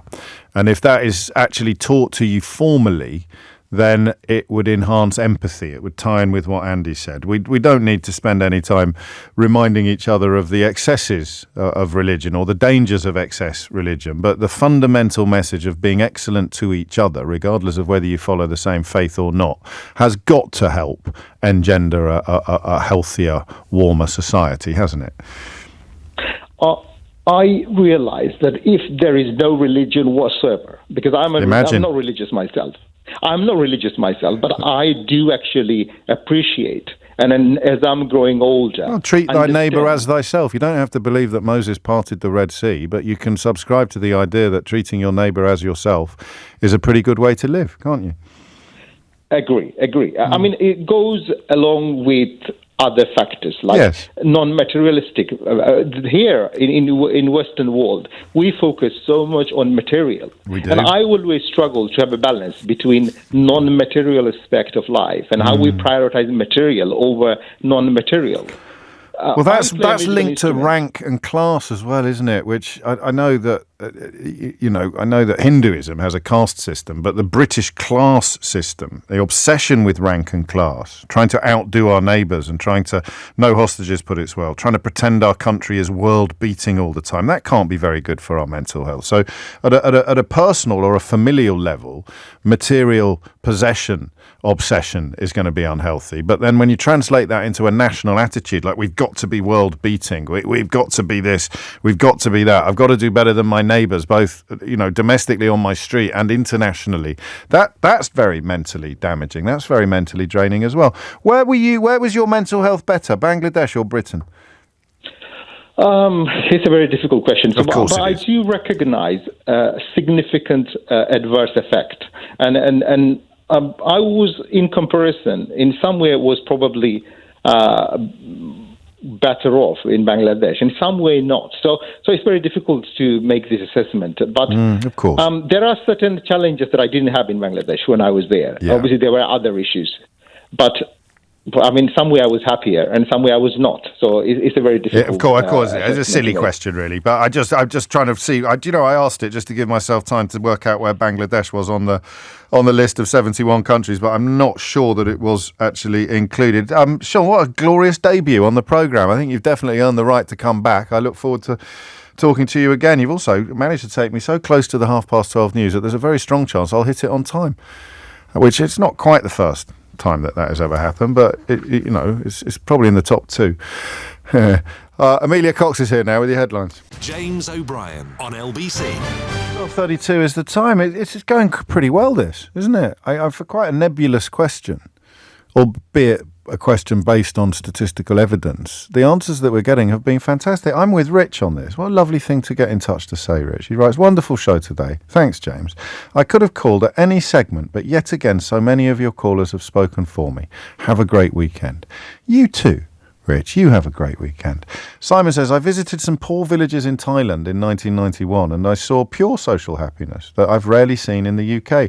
GDP does not count happiness, which is probably a point at which I should pay a little bit more a tribute to George Monbiot, who drew my attention to this story, writing in The Guardian today. And he essentially thinks that it is down to our peculiarly regulated version of neoliberalism. So, quite a few of you talking about what you could describe as toxic or rampant capitalism, having created some of the conditions that we are used to. And this country is a bit of a crucible or a bit of a petri dish, if you prefer, for rampant neoliberalism. And that has not created much happiness, it would seem. 12:34 is the time. Andy's in Swansea. Andy, what made you pick up the phone? Oh, hi. Hello. Oh, this is the second time we've spoken. Last time was about gender-neutral toilets, so this is a different one. It's certainly you, covering the bases there, Andy. Carry on. Yeah. Well, I've lived abroad for quite a bit. I've lived everywhere from Kazakhstan, Argentina, Peru, the Netherlands, Bahrain, Hong Kong, and so on. What do you do? Can I ask what you do? I in international education. Oh, wait a minute. There's a lorry passing by with some fruity stuff to lay on the fields. There we are. It's gone now. No, that's fine. You've pulled over, have you? Because what you said then, if I was a suspicious man, you were about to say that I was an international espionage agent, and then you realised that you shouldn't say that on the radio because of your training. Obviously, your training kicked in, at which point you invented a lorry load of manure and pretended that was distracting you in the hope that I would not then return to the question of what it was you did for a living that saw you live in more countries than James Bond has visited. Right. International education. I was a senior teacher. Espionage education, espionage, training camps, was it, Andy? Training camps? Yes, right. I see. To the point. To the point. Yeah, it was. We were happy and accepted in all of these places. Yes. And part of the reason was family. When you have family, they regard you very much as one of them because that's what they regarded highly. Okay. But the thing that I noticed really above all was the complete absence of class. There were wealthy people and there were poor people, and you could see that, but there was no class attitude, whereas here in the UK, I think wherever you're talking to people, and I know it's a bit of a hobby horse of yours, but, it is indeed. But I noticed that when everybody is talking to you or you're seeing somebody, you're always weighing them out, where they're from, whether, how do I respond? Yeah. And that is completely absent. And everywhere from Kazakhstan, which was an old communist country, to Argentina, which had its problems with Britain, but you wouldn't think so. It's one of the most Anglophile countries you could go to. And that's really, for us, I thought was striking, that you didn't have to defend what school you went to or anything like that, or your accent or what have you, and we were so incredibly happy in all of these places. And that I wonder whether that is even bigger. I mean, you mentioned it's a hobby horse of mine. Maybe I'm not giving it enough attention. I just, that idea that if you know that whatever you do, you won't get past a certain threshold according to some of the measures that we all live by. That could be quite a dispiriting feeling, couldn't it? That could be quite a dispiriting experience. Well, it is. I mean, I think the point is it depends which way you are. If you're at the upper end, it's just like the Ronnie sketch, isn't it? You're looking down on them. And at the other end, you're looking up at them. Rather than, what is the person saying to me? I mean, you make fun of Jacob Rees-Mogg, but occasionally Jacob Rees-Mogg does, as the stop clock is, what correct once. He does say something sensible. The problem is... Okay. We were getting on so well. I think another lorry load of manure just went past then, Andy, actually, although this one was metaphorical. Yeah, but you know what I mean. I do know. You're forever looking at what's behind what they're saying, the way we are in the country at the moment, which is desperate for change, partly is because there are people that are completely out of touch with what ordinary people and really, really, really feel and think. Do you know, that you just brought Keir Starmer into my mind, and yesterday's conversations about this sort of hold your nose defection, because what Keir Starmer is doing is saying to people, possibly saying to people who are on the other side of divisions from me, for example, he is saying to them, you can vote Labour as well, and we might not like that because we think he's compromising some sort of ideological purity or polluting some sort of message. But he is saying, I want to fix division, because division must be part of this as well. We're probably the most divided country politically, or one of the most divided countries politically on this list. We've certainly never been more divided, and then you have the sort of prominence and the promotion of the people who specialise in division. You know, the Farages and the Bravermans and these people who we continue to treat as if they are healthy and valid contributors to public life, even though every time they appear on television, they're calling someone a hate marcher or condemning someone because English isn't their first language, despite the fact that the same is true of their own children. It just drives all these rivets into society, doesn't it? 12:39 is the time. I like this conversation a lot because I actually feel that I'm coming out of it with a slightly better understanding of the issue than I went into it. Paul is in Tabua in Portugal. Paul, what would you like to say? Hi. Hello, mate. Unlike Andy, I'm not a spy. Yeah, well, that's what all spies say, Paul. That's what all spies say. Anyone who tells you they're a spy is probably lying or engaged in a brilliant double bluff. But carry on. Really? My observation of it is the uncertainty of life, a precariousness. You know, this obvious thing where you can't predict your next bill. You know, how you're going to be able to feed your family. I mean, it's got to that almost subsistence level where people. But there are countries on this list where you're right. I know you're right, but there's a piece of the jigsaw missing, because there are countries on this list where that would be an even more acute problem. The Democratic Republic of the Congo is on the list. I don't know why I've just picked that one off the top of my head, but it's hard to believe that people in the United Kingdom are struggling more to feed their families than some people in areas of the world that we associate with famine, isn't it? I think your point about division, though, plays into this, is the fact that the sense of community that you have in the countries, you know, that rank above the UK, it's where society won't allow other people to fail, whereas I think in the UK, because of the division, you know, it seems like it's almost acceptable for people to fall between the cracks. And also acceptable for politicians to say the people who fall in between the cracks don't deserve any help. They're getting too much help. Exactly. That's the point. So if you think about the precariousness of the youth of today, and we're not talking, you know, people in their 18, 20, 25. We're talking about, for example, our son is 31. Yes. And he's unlikely to ever be able to buy a house. Yeah. That is the cohort. In fact, young men who are still living with their parents. It was big news yesterday. We live in Portugal. No, I know he's not still living with you, but that is the same cohort of people who are most likely to be doing so. Yeah, he lives in Bristol, and he and his girlfriend have got what is a good wage. He works. His is a freelance, precarious, you know, existence. He works in the media industry, and he you know, his work comes to him as and when he connects with people or he's called upon. She's got a regular job, but they are looking at having to leave their property because they're not going to be able to afford the next pay rise, the next rent increase.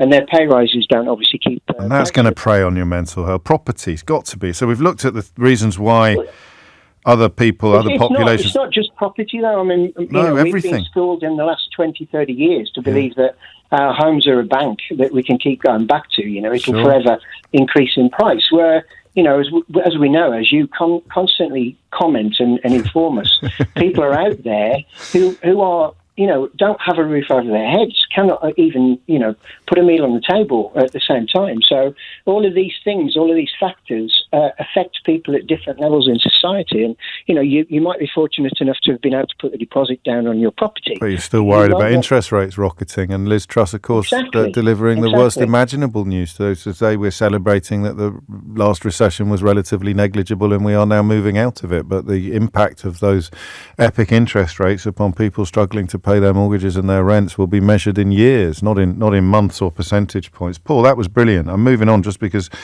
this is one of those conversations that's getting more popular with every passing minute, and also because if anybody ever brings the lyrics of Tim Booth to the table while I'm on the radio, then they get very, very special treatment. And Paul Stokes has done precisely that. He writes, "The band James sang it best, James. with the lyric, "If I hadn't seen such riches, I could live with being poor." And that's part of the experience. That's part of the British experience, in contrast to some of the other countries on the list. We're very conscious of what we haven't got, aren't we? As opposed to valuing, which I think was the point Saria and others were making, instead of valuing what we have got.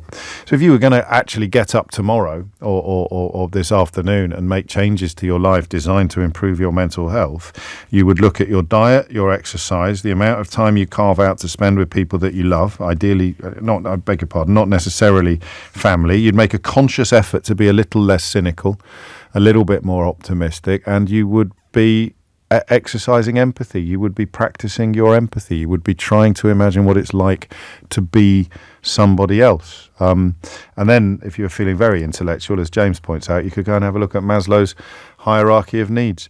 You are listening to James O'Brien on LBC. If you want to contribute to this conversation, there's still a bit of time left. 0345 6060973. And before we head to the next junction, another full disclosure plug, because of course Gary Stevenson, who has written a brilliant book and has his wonderful YouTube channel about economics. He addresses a lot of the issues that have come up quite organically in the course of this conversation, not least the one that Paul closed with, which was the issue of property prices, unaffordability, and the very, very compelling thesis in Gary's book that it's no accident. James O'Brien on LBC. This is a bit of a weird one. Do you want to play with me for a minute? It's. I think that this has come from some form of AI, this message. Oddly, one of my favourite bands, James, just got a reference, and then this pops up with references to one of my favourite books, if not my favourite book, my specialist subject actually on Mastermind. But it's wrong. And yet it reads like ChatGPT. Listen to this. It goes, "In The Catcher in the Rye, Holden Caulfield expresses his views on Britain's unhappiness in a conversation with his sister Phoebe. He says, I mean, they're nice and all. I'm not saying that. But they're also touchy as hell. They're never in a good mood. They're always moaning and groaning about something. This quote reflects Holden's observation of Britons as generally unhappy and constantly complaining, which could be interpreted as contributing to their overall discontent." Does that sound like ChatGPT? Does that sound like AI?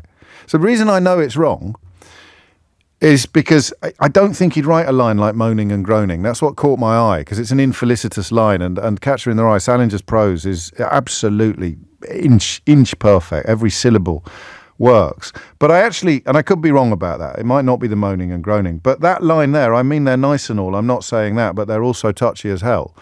Because I'm a very boring person, I know that he's not talking, A, to his sister Phoebe, or B, about British people when he says that. He's talking about his own parents. It's in the first paragraph of the book, when he is saying, I'm not going to tell you too much personal details, because my parents, I think he uses the phrase, they'd have a hemorrhage apiece if I gave away too much personal detail. And it's the bit after the David Copperfield. I'm not going to go into all that stuff, he says.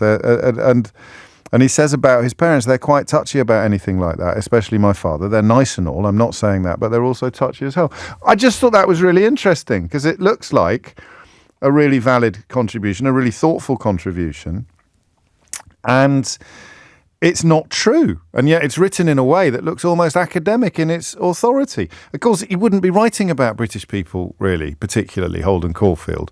You might get the sort of prototype Holden Caulfield character writing about British people in the short story for Esme with Love and Squalor, when he drew upon his experiences as a soldier posted in this country. I told you it was my Mastermind subject, but that's mad. To have James reference and the J.D. Salinger reference in the space of 3 minutes has warmed the cockles of my 52-year-old heart, as indeed did this week's Full Disclosure. So they're all different. Full disclosures, as you know. So some of them are political, some of them are not. Some of them are based on work that's been done or books that have been written.